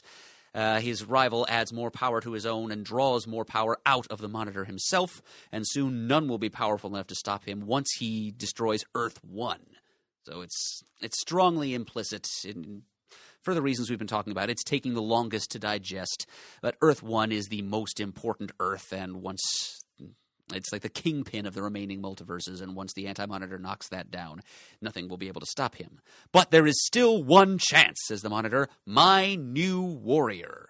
And he presses one of the infinite number of buttons on the console in front of him.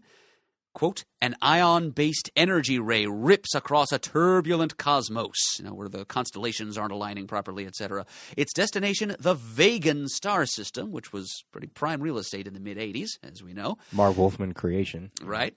Since Starfire is from there, the Omega Men are having their monthly adventures there.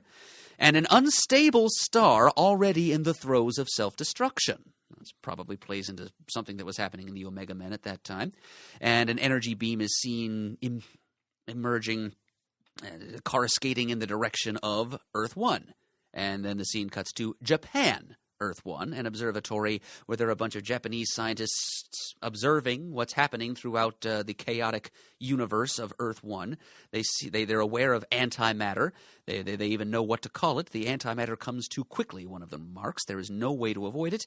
And they're telling each other how frightened they are, perfectly understandable, except to possibly the most unpleasant Japanese astronomer ever to appear in comic books as she approaches and sharply rebukes the other astronomers working under her for their childlike weakness of fearing their deaths in the face of the death of the entire universe. She's not a very understanding figure. And this is Dr. Kimiyo Hoshi making her first appearance. She is diminutive in stature. She's only 5 foot something, according to Who's Who, and she does kind of look it, the way Perez draws her here.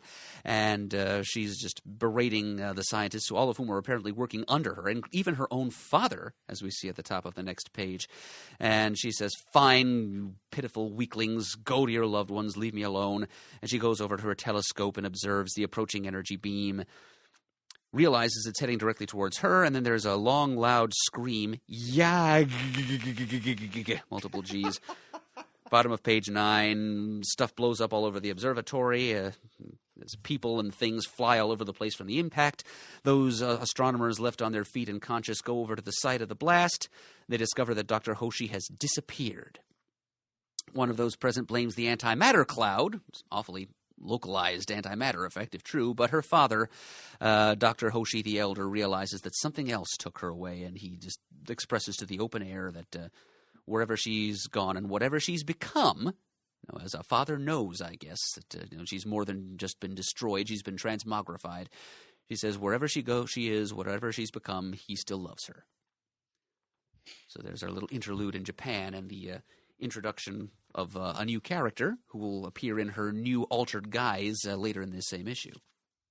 I like the notion that Monitor gives there where he talks about Earth-1, and with the death of Earth-1, he shall gain that much more power. And, again, if we already know there's only a few universes left, that the bulk of the universes that he already absorbed still maybe not match the power that he'll get from Earth-1. That whole concept, the whole, if you destroy the prime Earth, it topples everything else, Like this is the closest one to the what should have been originally. Yep. Johns came right out and said that later on in Infinite Crisis and elsewhere, but Wolfman's just kind of dancing around it here. It's strongly implied. Yeah. And then he presses the button and creates Dr. Light. He first mentioned the new Dr. Light and how he would have to create her. Back in page 22 of issue 2 I have here, so nearly 2 full issues later, he clearly didn't get right on that. And when he first brings it up, he's Psycho Pirate has just defected to the enemy. So he's talking with Lila about whom he might be able to get to replace him. Lila suggests Raven, and Monitor says, no, she's completely unrecognizable now. The only hope is the new Dr. Light I will have to create, which was kind of a shocking statement because Dr. Light, up to that point, as far as readers of the DC universe knew, was a male villain. Yeah. So a new Dr. Light to join his team who will be female. Plus, Dr. Light was under the care of Marv Wolfman as part of the Teen Titans Rogues Gallery. Right, leader of the Fearsome Five. Yeah, so if anybody's going to muck around with a new Dr. Light, it's going to be Marv Wolfman. Do we ever actually see the original Dr. Light anywhere in Crisis? I mean, he might be somewhere in the background in the Villain War, but...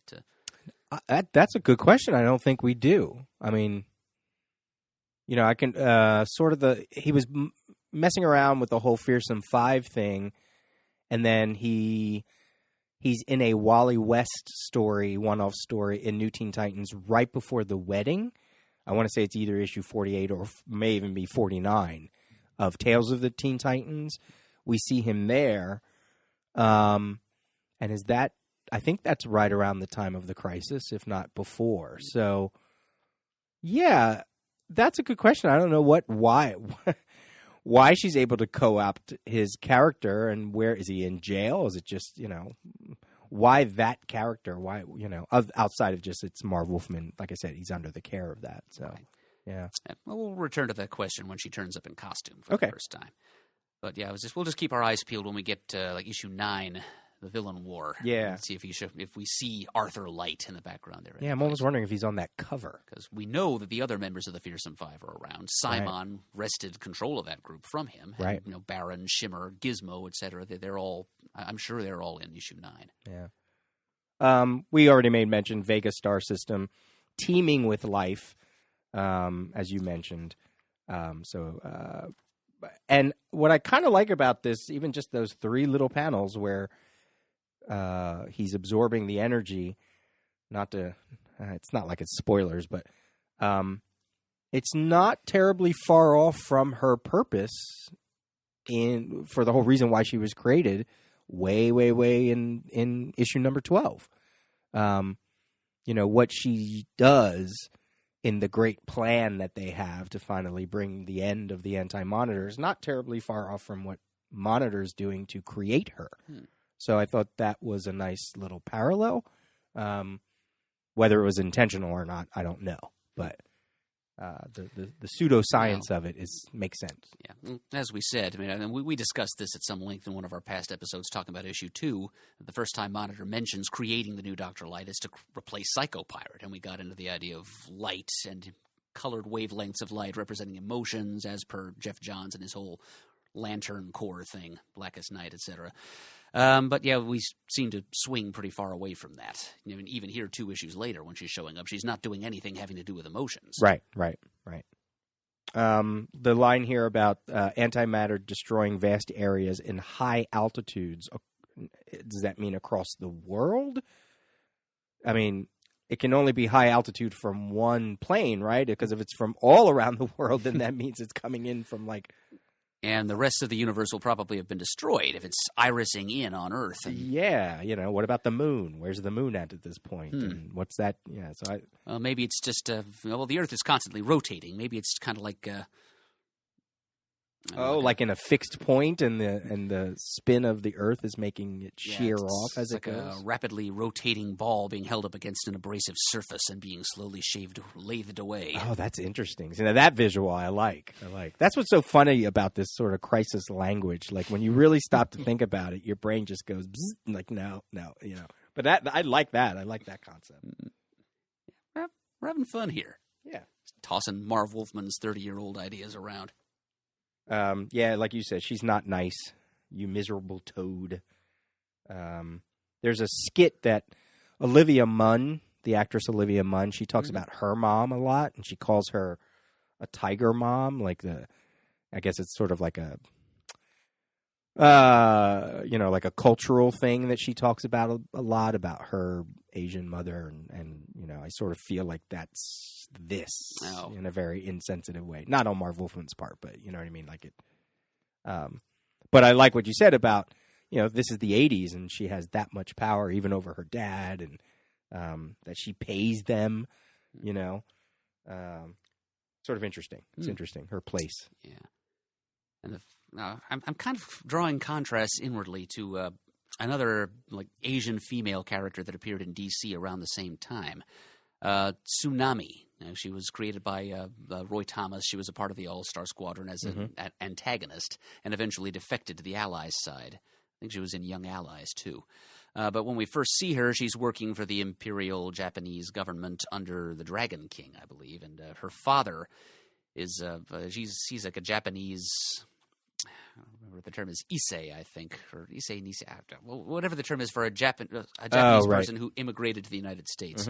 And she's very haughty and overbearing, and she's kind of dressing down her father. And his fellow immigrants are asking him, can't you do something to take her in hand and prevent her from persecuting us and trying to recruit us for this subversive operation she's doing? And the guy just kept saying, I cannot. So, a Japanese woman disobeying, shaming, and chewing out her elders seems to be just kind of the zeitgeist stereotype for comic creators at DC at that time. Yeah. At first I thought you were going to say Katana, because she sort of had a brusque personality. Do we know what her relationship with her father was? No, that I don't know. But we'll see her pop up later. Right. Yeah. In an interesting little scene. I mean, there's the other the other untold story, like little minor. We're playing fun with like untold stories of the Crisis. What would Hal Jordan's role be during this event? Yep. What were the other 9 heroes of Earth 6? Yeah, right, exactly. This little bit here where she says, no wonder mother left you, a part of it's her nature. She's just trying to give a dig or whatever. But that was the first thing I thought of when you said Tiger Mom. Yeah. Like her backstory, we get her personality like this, and then we get, we see her evolution, much like Lady Quark, like all these new characters that Wolfman's creating. He's starting them from a very dramatic position that he's going to then explore and put them on a journey. Start in a dark place, and then the horrible events of Crisis actually allow them to grow. Yeah. So, I mean, I had to say the same thing about Batgirl, too. She's doubting herself so much, and Crisis not only helps her realize her own vulnerability, but realize her greater potential as something beyond just a rooftop vigilante. Right. There's a lot of touchstones characters for that kind of thing in this story, and I think that's what helps keep it from just being a publishing event and making sure that it still tries to be a story nonetheless, with characters that you can kind of watch and grow, like you said. So this little backstory and this little appearance, I mean, she changes drastically. Not only in this event, but when we see her post-Crisis, she's never there might be hints here and there, but I think it's just interesting that we never really learn her backstory beyond this. Yeah.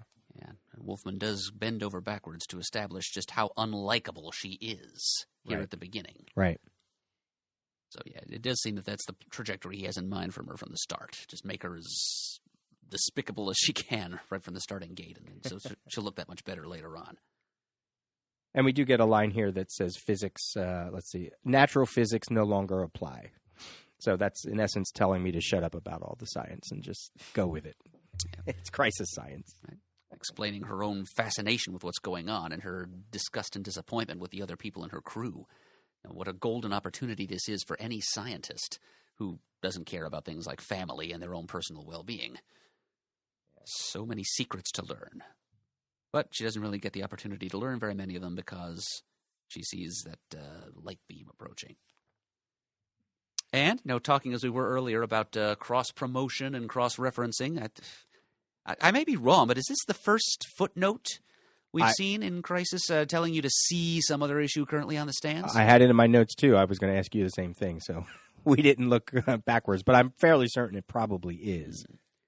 Omega Men number 26. In such a minor, I shouldn't say minor, but it feels like the oddest way to, like, this is the thing that you're going to, this is what you want us to look up? Yep, you're not sending us to check out Constantine and Swamp Thing? Right. Because Omega Men is your baby, so that's why you want, Could be. I haven't gone back to Omega Men 26, so I don't know what that connection is. So we'll have to save that for. Tell the truth, I think that may be one of the few Crisis crossovers I have not yet read. I know I have it. I must, but I think it's still in my immense backlog of comics to be read, and I have no way of finding it until it rises naturally to the surface. So. But I'll keep an eye out for that. And I'm going to look it up because I can't imagine it's even a branded. No, it's not. Oh, no, this is far too soon for the special Crisis crossover banner to appear. Yeah. Although those will start popping up before too much longer. Yeah, but that one, it's not. I'm not even sure I have that issue. And those panels there are a little weird as she's looking through the telescope. Like she sees the beam heading towards her, but then underneath we see the beam heading into the solar system, I guess is what we're supposed to imply there. The bottom black panels, right? Oh, so it's two different perspectives. So it's what she sees approaching Earth, and it's also a long view of Earth's solar system. Right. Part of me was thinking, is this what she's seeing through the telescope? But that's not what you see in a telescope. No, I think the bottom of the panels is maybe just a simulation put together by other stellar data her computers and instruments are gathering. Oh, that's good. I like that. That's not what she's seeing. It's like a computer simulation. Yeah, I'll buy that. I'm actually taking the time to look down at my notes. One or two half-decent things I had in mind to say about page 7 that I forgot to. Okay. Going back to Lady Quark, about her as a vessel of rage and the voice of the of disenfranchised and entitled fandom, and etc. I compared her to Hecuba, Queen of Troy. There's when I was in college, my roommate was a classics major. He was into the ancient Greek and Roman culture, and as one of his class projects, he directed a production of the tragedy of Hecuba, Queen of Troy, and what happened to her after the sack of Troy, and after her husband and many of her children were killed, and all of that. So, and she was kind of just a vessel of rage as well, and she was taken captive, and she became kind of a schemer.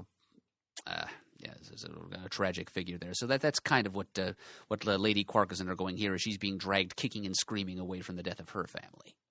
And those panels down there at the bottom of that page, the 16 panels, I wrote down Warhol-esque. It's compartmentalization and repetition of a certain series of ideas. So, yeah, it's and thinking, it both compounds and strips away the meaning of what we're seeing here in these panels. And it led me to think that since Warhol was such a big fan of mass production, he probably would have grooved briefly on the idea of the DC multiverse.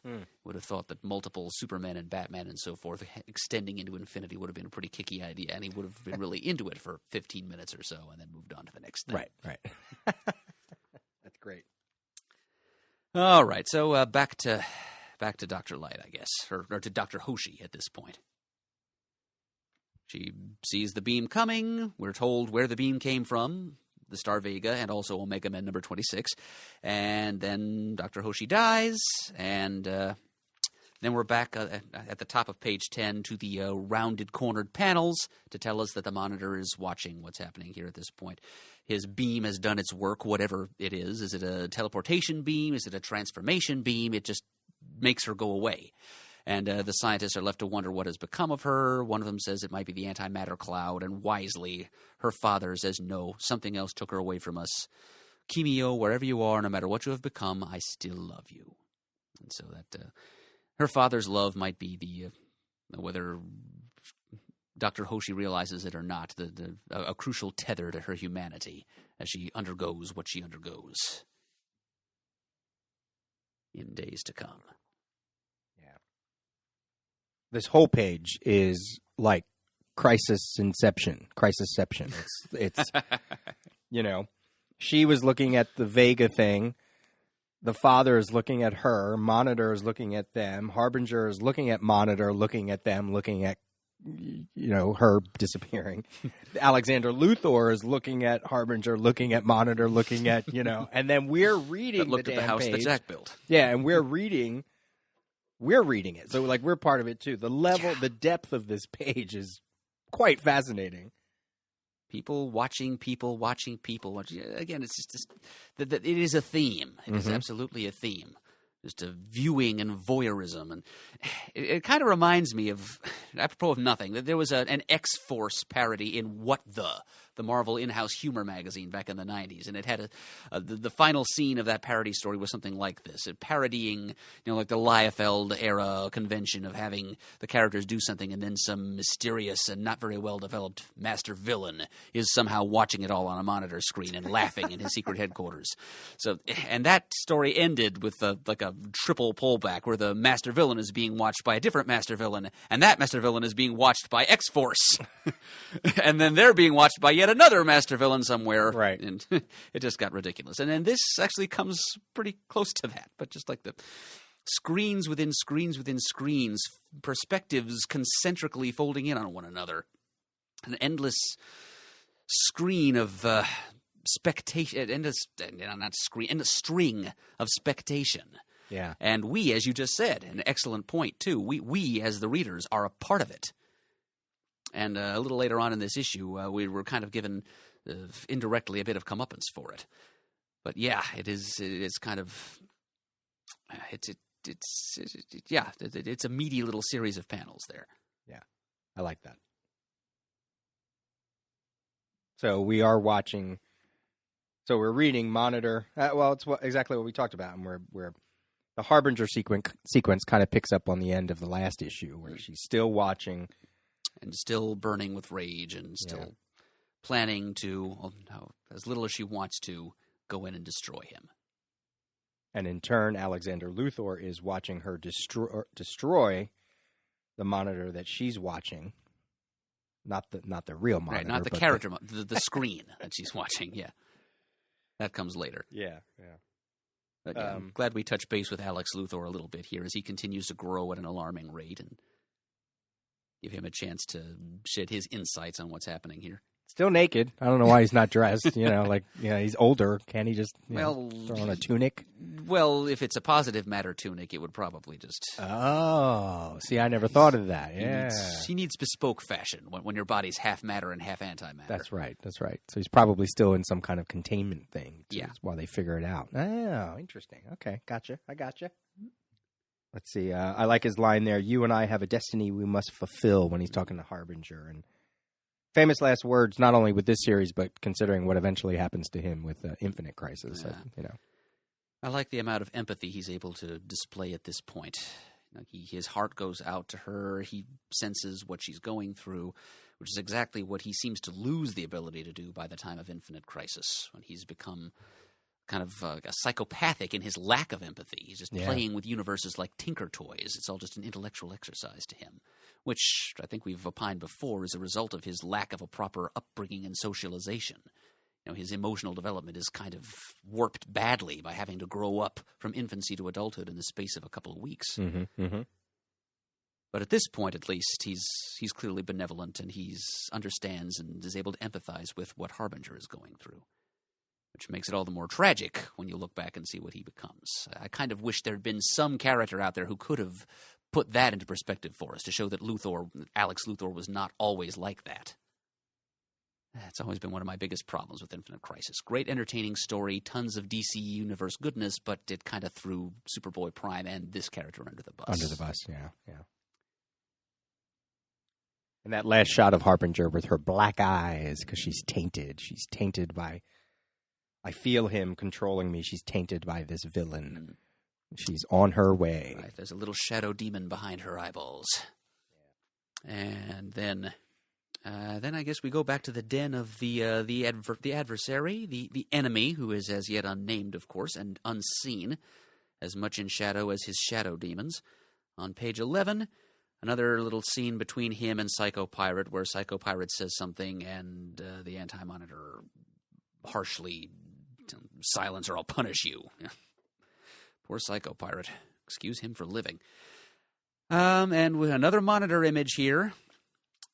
The Anti-Monitor apparently doesn't have color screens in his little headquarters in the moon of Quard. But that's one of the things they changed, actually, from the issues to the trade. They added some color to these images of the Red Tornado we're seeing here. So it's not just blue and white.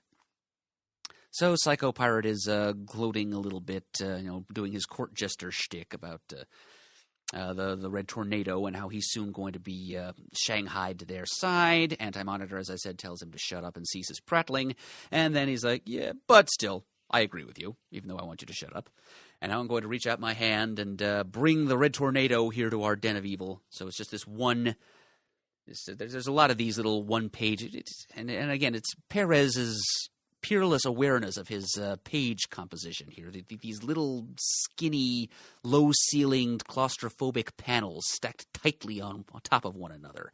And a lot of these scenes with the Anti-Monitor in his stronghold are like that.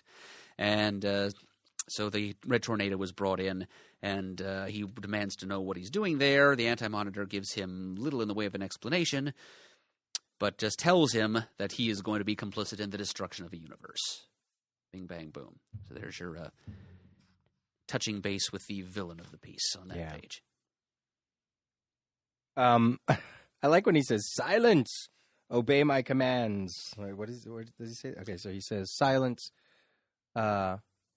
cease your prattling and obey my commands. Has he given any commands to this point yet? I mean, they're kind of just hanging out in this thing for a while. I mean, he hasn't really done anything. His only command is to shut up and not bother him. Right. He does it over and over and over again every time Psycho Pirate opens his mouth. He does say soon you will, like you said, soon you will have a new world to psychologically reshape. And actually that will be a few new worlds. A little more than the pirate can handle, as it turns out. Yeah, so he does clearly have a plan. And then who says, let's see, yet I comprehend your excitement. I always, this sort of made me think, for obvious reasons, he doesn't do it, but what if the Psycho Pirate tried has he tried his power on the Anti-Monitor yet? I can't remember in previous issues. I think he maybe threatened to when the Anti-Monitor first recruited him, but he responded by making Psycho Pirate's face disappear, and that kind of... That put the kibosh on enough of a deterrent. Yeah. And we get the first hero that actually comes face-to-face with the Anti-Monitor, Red Tornado, which as soon as I read that and thought of it in those terms, I was like, oh, of course. If you think about Red Tornado in 52 and you think about him, hell, even now in DC Metal, like the way his brain can perceive different universes, multiverse, whatever. Like, he's always... Careful. Remember, I haven't read past issue 1 of Metal. Oh. He's in issue 1. He is? Yeah. I don't remember. Oh, that's right. Yeah, he was there, and he was in Challenger's Mountain. Right. And he's not... And not even to say that there's anything that happens with him, just that he is there, and... like, think of 52, where he's always going 52, 52, 52. Like, he's like a repository, almost, of a black box of sorts? Yeah, thank you. That's a great. I love that term. Yeah, Red Tornado is a black box.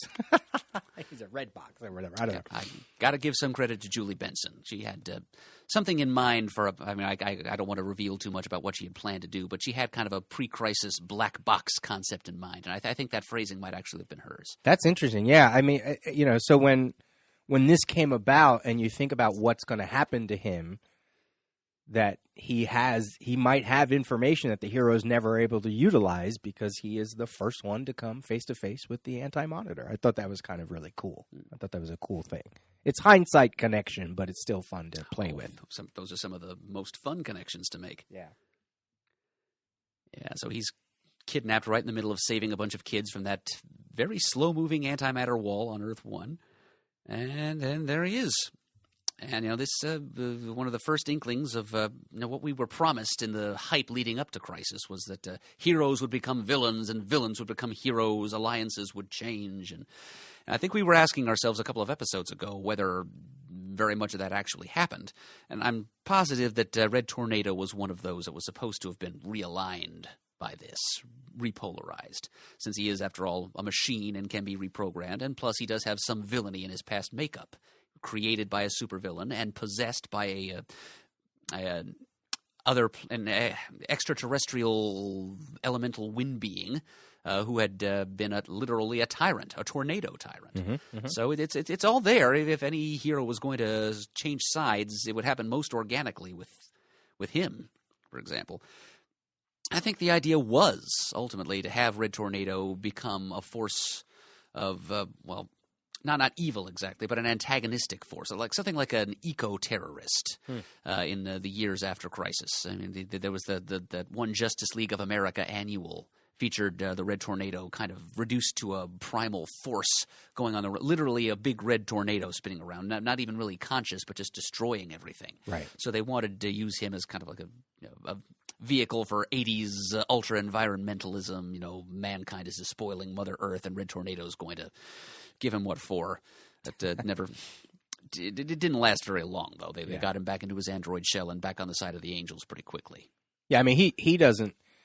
Boy, does he take a journey after this book. I mean, doesn't some of what you were saying about the whole elemental thing, that plays out in Firestorm, too, in later issues of Firestorm. Right, because they took that the elemental concept that Alan Moore came up with in Swamp Thing, and they gave us, in addition to the earth elemental that Swamp Thing was, air, fire, and water elementals. Firestorm being fire, of course, and Red Tornado being wind.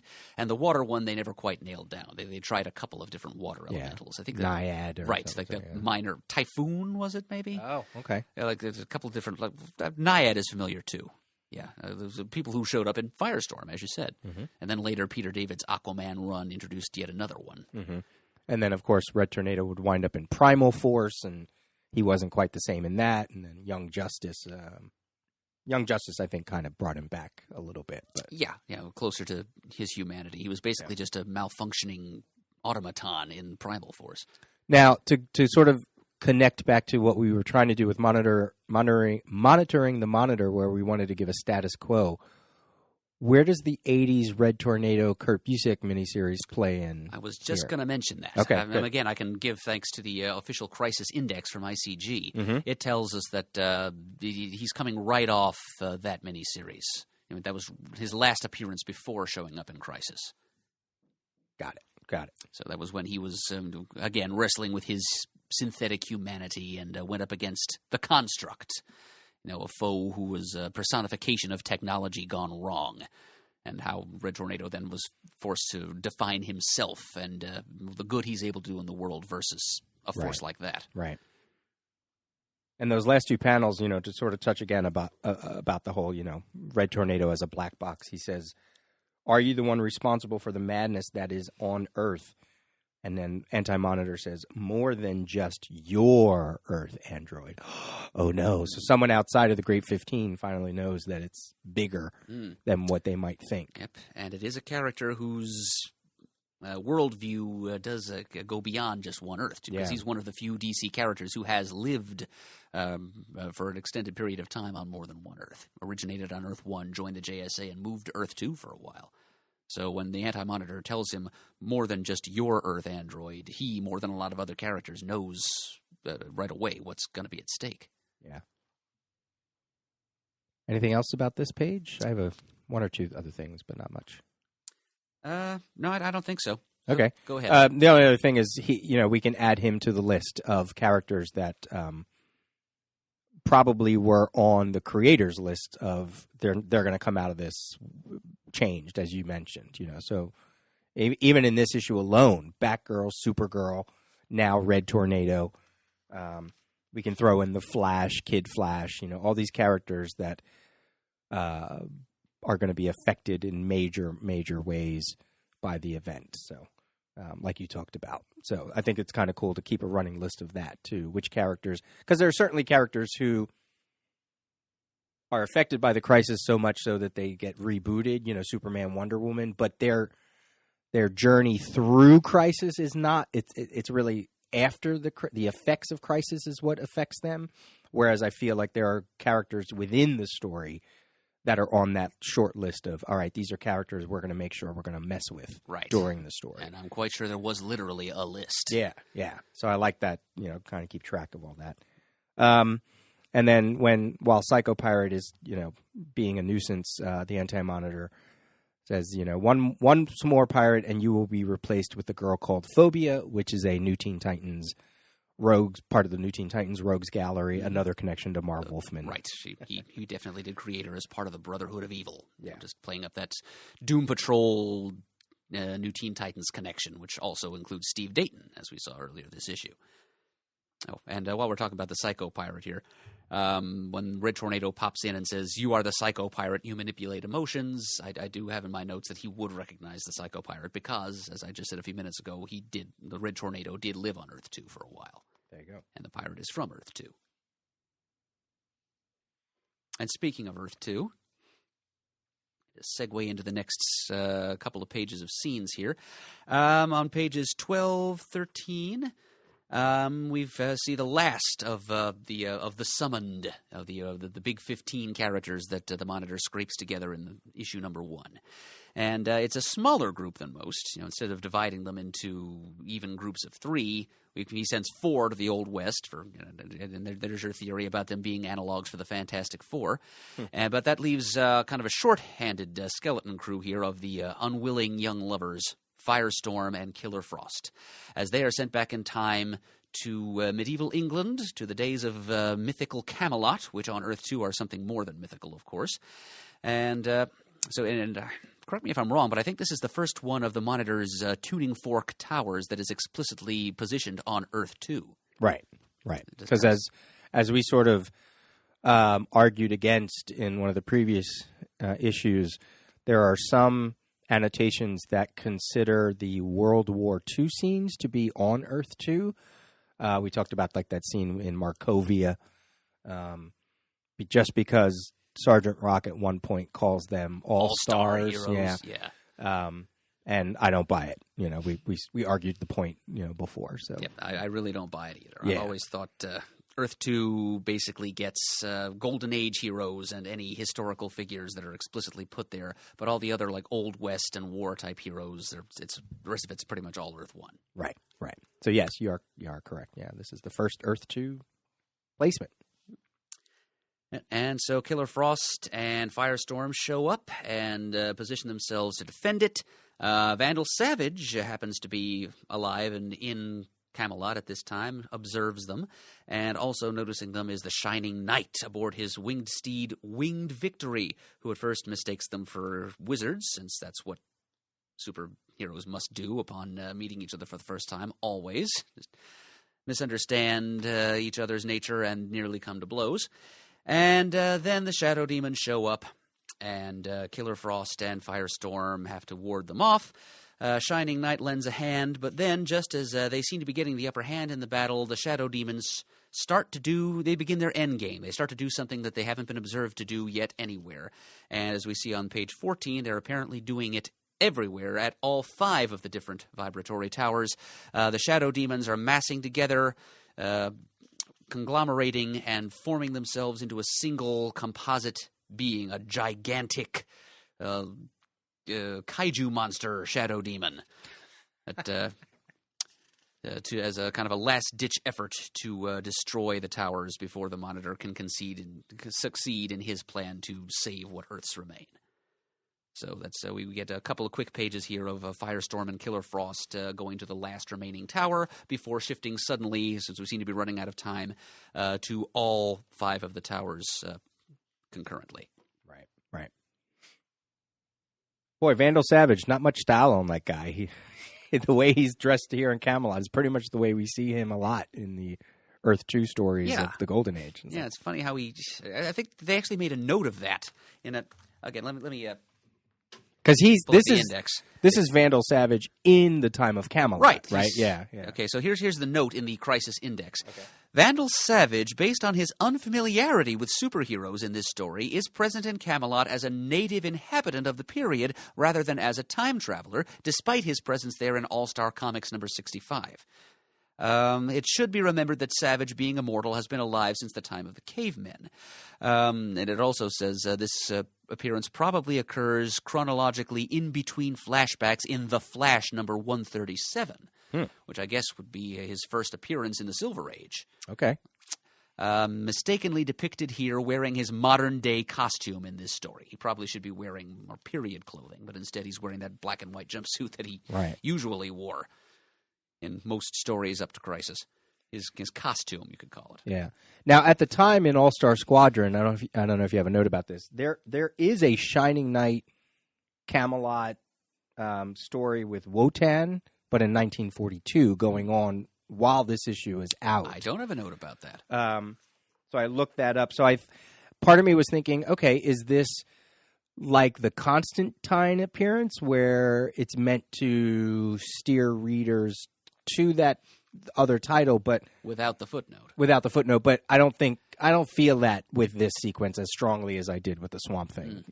John Constantine. I really don't either. It's really more to remind people that the Shining Knight as a character does exist, and it's a tie to yet another period of history, real or fictionalized. Right. Another example of the variety that DC offers its readers. Yeah. So even though it was going on at the same time, maybe it's just a happy coincidence, or there is some kind of synergy. Happy coincidence seems more likely. Yeah. But I mean, I guess in terms of Earth 2 history, is this technically how far back Earth 2 history goes? Like if we're to say that Shining Knight is part of Earth 2, or part of the All-Star Squadron and all that, in terms of how Earth 2 diverges from Earth 1, would this be the earliest point, do you think? Well, outside of Vandal Savage. Well, Vandal Savage, we know, is that's got to be the dawn of Earth 2 history, because probably some people don't even realize this, but Vandal Savage was originally an Earth 2 character, having first appeared in the Golden Age. Green Lantern was his original opponent, I think. I think so. Yeah. Yep. So. The idea of him being around since the dawn of times and when he was irradiated by that meteor, and then later on, by retcon, the Immortal Man was present at the same time and became his eternal arch nemesis. But yeah, so he's been around for shaping the entire lengthy history of Earth 2. But it's a good point you raise as to how much of that history of Earth 2, as distinct from the history of Earth 1, we've actually seen. Yeah, maybe. In terms of the heroes, Shining Knight that's how far back we go in terms of like connecting to the Earth 2 heroes, and maybe Vandal Savage up to that point never really, like you said, he doesn't recognize even the as the note said, doesn't even recognize the concept of superheroes, and maybe this is what sets him on his path to do everything that he does in all those Golden Age comics. Right. That could be an interesting. He does say in page 13, "I must know more if ever I am to control this world." Yeah, yeah. Actually, I had in my notes here that he doesn't seem to do much here. I mean, it's neat that they acknowledge he was alive at this time, and it helps it adds to the drawing together of the timeline, the fleshing out of the history that they've built. But I mentioned that he's just in my notes that he's just kind of hanging around, blustering inwardly. "I must have my answers, or I swear by my immortal soul there shall be hell to pay." He doesn't really do anything. But yeah, I like your thought here. This is just kind of a prelude to retroactive foreshadowing to what he will be doing later on in his career when we finally see him in the 40s. It's almost like can we put that in an untold story? The untold true motivational story behind Vandal Savage spun out of the Crisis. And ever since the time of Camelot, he was just biding his time until the first strange costumed ones with amazing powers show up on Earth in the future. I like that. Yeah. What's with Firestorm's grammar? Firebrand told me we'd probably meet him back here before the Monitor sent us back in time. I mean, I guess it's not bad. It's just the double use of back, like kind of, as I read it, I was like tripping over it. Well, yeah, the English tenses aren't really meant to accommodate time travel. Yeah. And besides which, Ronnie Raymond's not an English major to begin with, so we're asking a lot of him here. And then Shining Knight showing up. All right, well, talking about how this coordinates with what's happening in All-Star Squadron at the time, I will say that his appearance here is something of a continuity error. Oh. If you go back to Shining Knight's origin story, he didn't acquire his golden armor and his enchanted sword, and Winged Victory didn't get her wings until like the quest that Sir Justin was on. When his origin is that he went out to fight an ogre, and in the course of killing the ogre, he was knocked down into a crevice, and he and his horse were frozen in ice and pulled a Captain America, and were stuck like that up until the 1940s when he was released. So he really didn't have any adventures in old Camelot with that armor and the winged horse, except that one quest. He gained those abilities while he was on his way to fight the ogre. Then he fought the ogre and went right into the ice. So Firestorm and Killer Frost, if they're encountering Sir Justin back in Camelot days, he should not have the horse and the magic sword and all of that stuff. So that's the sort of thing that Roy Thomas would point out. Right. Okay. There you go. So the only other alternative is that this is Sir Justin after he served his dime in the 20th century and then comes back in time. But if that's so, he wouldn't be so surprised by the appearance of fancily garbed strangers who know his name. Right. I mean, he would be familiar with the concept of the superhero. Well, I mean, I guess Wolfman, maybe that's part of Peter Sanderson's research, right? Like they know of that story, but to make it fit the certain conceit, because there are a couple things that Wolfman plays fast and loose with, and making some connections.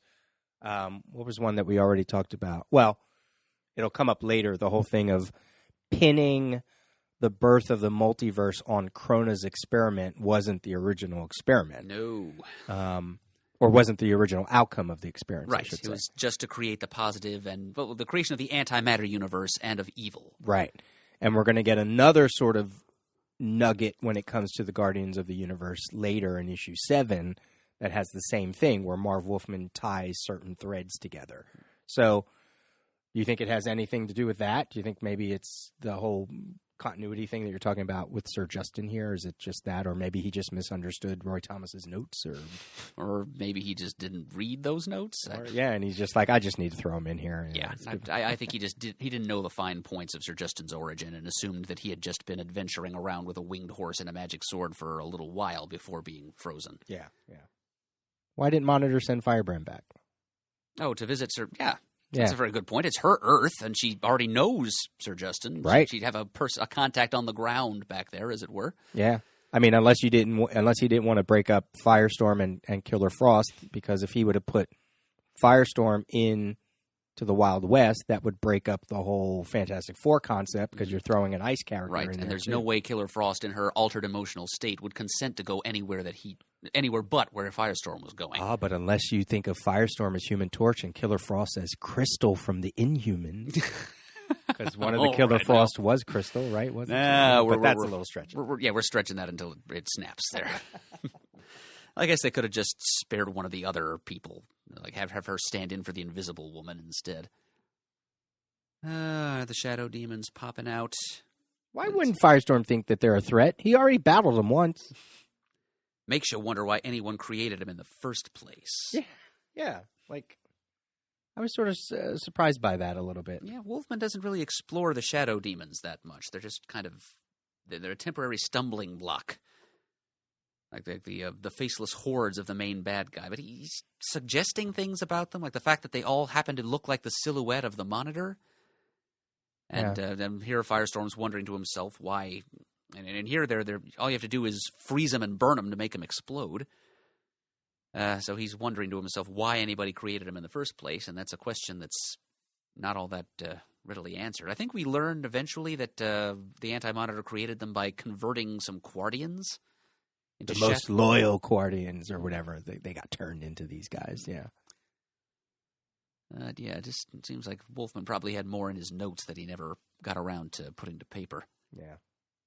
Oh, then Firestorm makes a little crack, internally about how even the Black Bison would have been better in being paired up with a lovesick Killer Frost. If those of you who don't know listening, Black Bison's another one of Firestorm's arch-villains. He's a guy, and he's a big old bare-chested dude, so who was American Indian and possessed by the vengeful spirit of his great-grandfather who hates white people. And so it's kind of a ham-handed way of creating a Native American antagonist. Not the greatest character, hasn't been used in a while, but just the idea of Firestorm quipping to himself that this big, bare-chested, muscular guy with a dead buffalo on his head would be better than Killer Frost. And then at the bottom, Shining Knight uses his magic sword and fires an energy blast from it, which is something his sword has never been seen to be able to do in any of his other appearances. So again, I think it may be just a case of Wolfman and company not knowing as much about Sir Justin as they probably should have. Unless, can I play devil's advocate, unless Always. In Roy Thomas's notes, he said, what would be kind of cool? Could you use the Shining Knight this way? Like, I kind of always wanted to explore his sword differently. Like, here's... Maybe this is something that Thomas had been planning to do with him? And yeah, maybe sort of suggested, if you ever come across something that he could be used this way, this is how I would kind of write him. And maybe that's what... So perhaps this is a version of Sir Justin from further along his personal timeline than he is in current issues of All-Star Squad. Yeah. Like after he's been around for a while, his powers have increased, and then eventually he's sent back in time to Camelot again after some time in the 20th century. And maybe he's just maybe Merlin put a spell on him to make him forget his time in the 20th century, and that's why he doesn't recognize superheroes when he sees them. Well, I mean, maybe it's just that he doesn't recognize those superheroes. Maybe he's like, why would they know my name? He doesn't know that Firestorm learned it from Firebrand. And so, Firestorm doesn't bother to mention it to yeah, him. Right. So, just to play devil's advocate. Who knows? Maybe you win the no prize. Maybe. Shall we wrap up with this page 14? Yep. No, we're past the 2.5 hour mark here. So we're not at 3 yet. Not just yet. So that's good. We'll have time to wrap this one up, and then I think we'll do what we said. We'll wrap this episode up right on this page 14. So, all right. Great. So, and this is just a nice, neat 16-panel grid here on page 14, as we see sequentially the shadow demons forming together into a single massive mega shadow demon. And then we see 4 such shadow demons menacing in order 4 different vibratory towers. We see the one in the Old West on top of the old mine shaft. We see the one towering over ancient Atlantis of Arion. We see the one... in the background with the wrecked Statue of Liberty's torch in the foreground, which tells us it's the Great Disaster, and then the one in World War II era Markovia. And on the next, the bottom row of panels, we see the characters that have been dispatched by the Monitor to each of those locales in the same order, looking on in horror. We see the Fantastic Four wannabes and the Old West heroes in the first panel, Obsidian and Arion plus Lady Qian in the second, in Atlantis, Earth 2 Superman and Dawnstar and Commandy there in the Great Disaster era, and then finally Geoforce, Dr. Polaris, since Ted Cord was pulled out of the game by the Monitor last issue, with the World War II heroes. And no dialogue on this page, just nothing but narrative captions. Yeah. 12 panels. You said 16, just to make sure. I'm sorry. Yeah. You're right. Math is Pants' specialty. But yes, it is 3 rows of 4 panels. That does work out to 12. Thank you. Just in case people were listening and they start typing, you said 16. It's supposed to be 12. I trust our listeners not to be not as anal as we are. All right. What do you make of that little line there? 2 worlds. So, as you said, it's all narrative stuff, right? Mm-hmm. So, in that narrative box up there along the top row, it happens in every era, Earth 1, Earth 2, simultaneous, dark shadow demons merging. 2 worlds separated by a mere second's worth of time. Not even that much. So, I mean, is that how? I mean, I'm used to the Earths being separated by vibration. Right. So it's really more like a tiny microscopic fraction of it, like a picosecond or something. So I guess. Oh, okay. So I see. If you sort of think of it, vibrations in mathematical terms, or in the rate that they vibrate, I guess that could be time oriented. Vibration right? is movement, and movement is measurable in time. Right. Okay. That makes sense. I like that. But yeah, it's definitely quite a bit less than a second that separates them. Right. And the narrative there, dark shadow demons. We've sort of tracked that the first person that actually called them shadow demons was Killer Frost back in issue 1. As we get the name, either in narrative or whatever, I'm sort of just keeping track of seeing who actually says what. So this is a little bit of a tangent, but the shadow demons are a trope themselves when it comes to events. It felt like every DC event had to have their own version of a shadow demon. So if you think of Millennium had the Manhunters, right?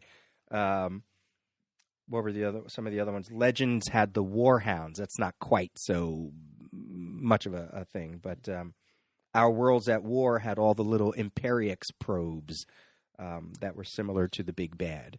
Infinite Crisis had the Omax that wreaked havoc all over the place. What did 0 Hour have? Did they? Did it have it? I'm not remembering. Well, I guess the Master Manipulator has to have a bunch of foot soldiers, has to have his enemy hordes. I'm thinking of the Team Titans, actually, since they all turned out to be just like time wraiths. Right. Blackest Night certainly had the Black Lanterns.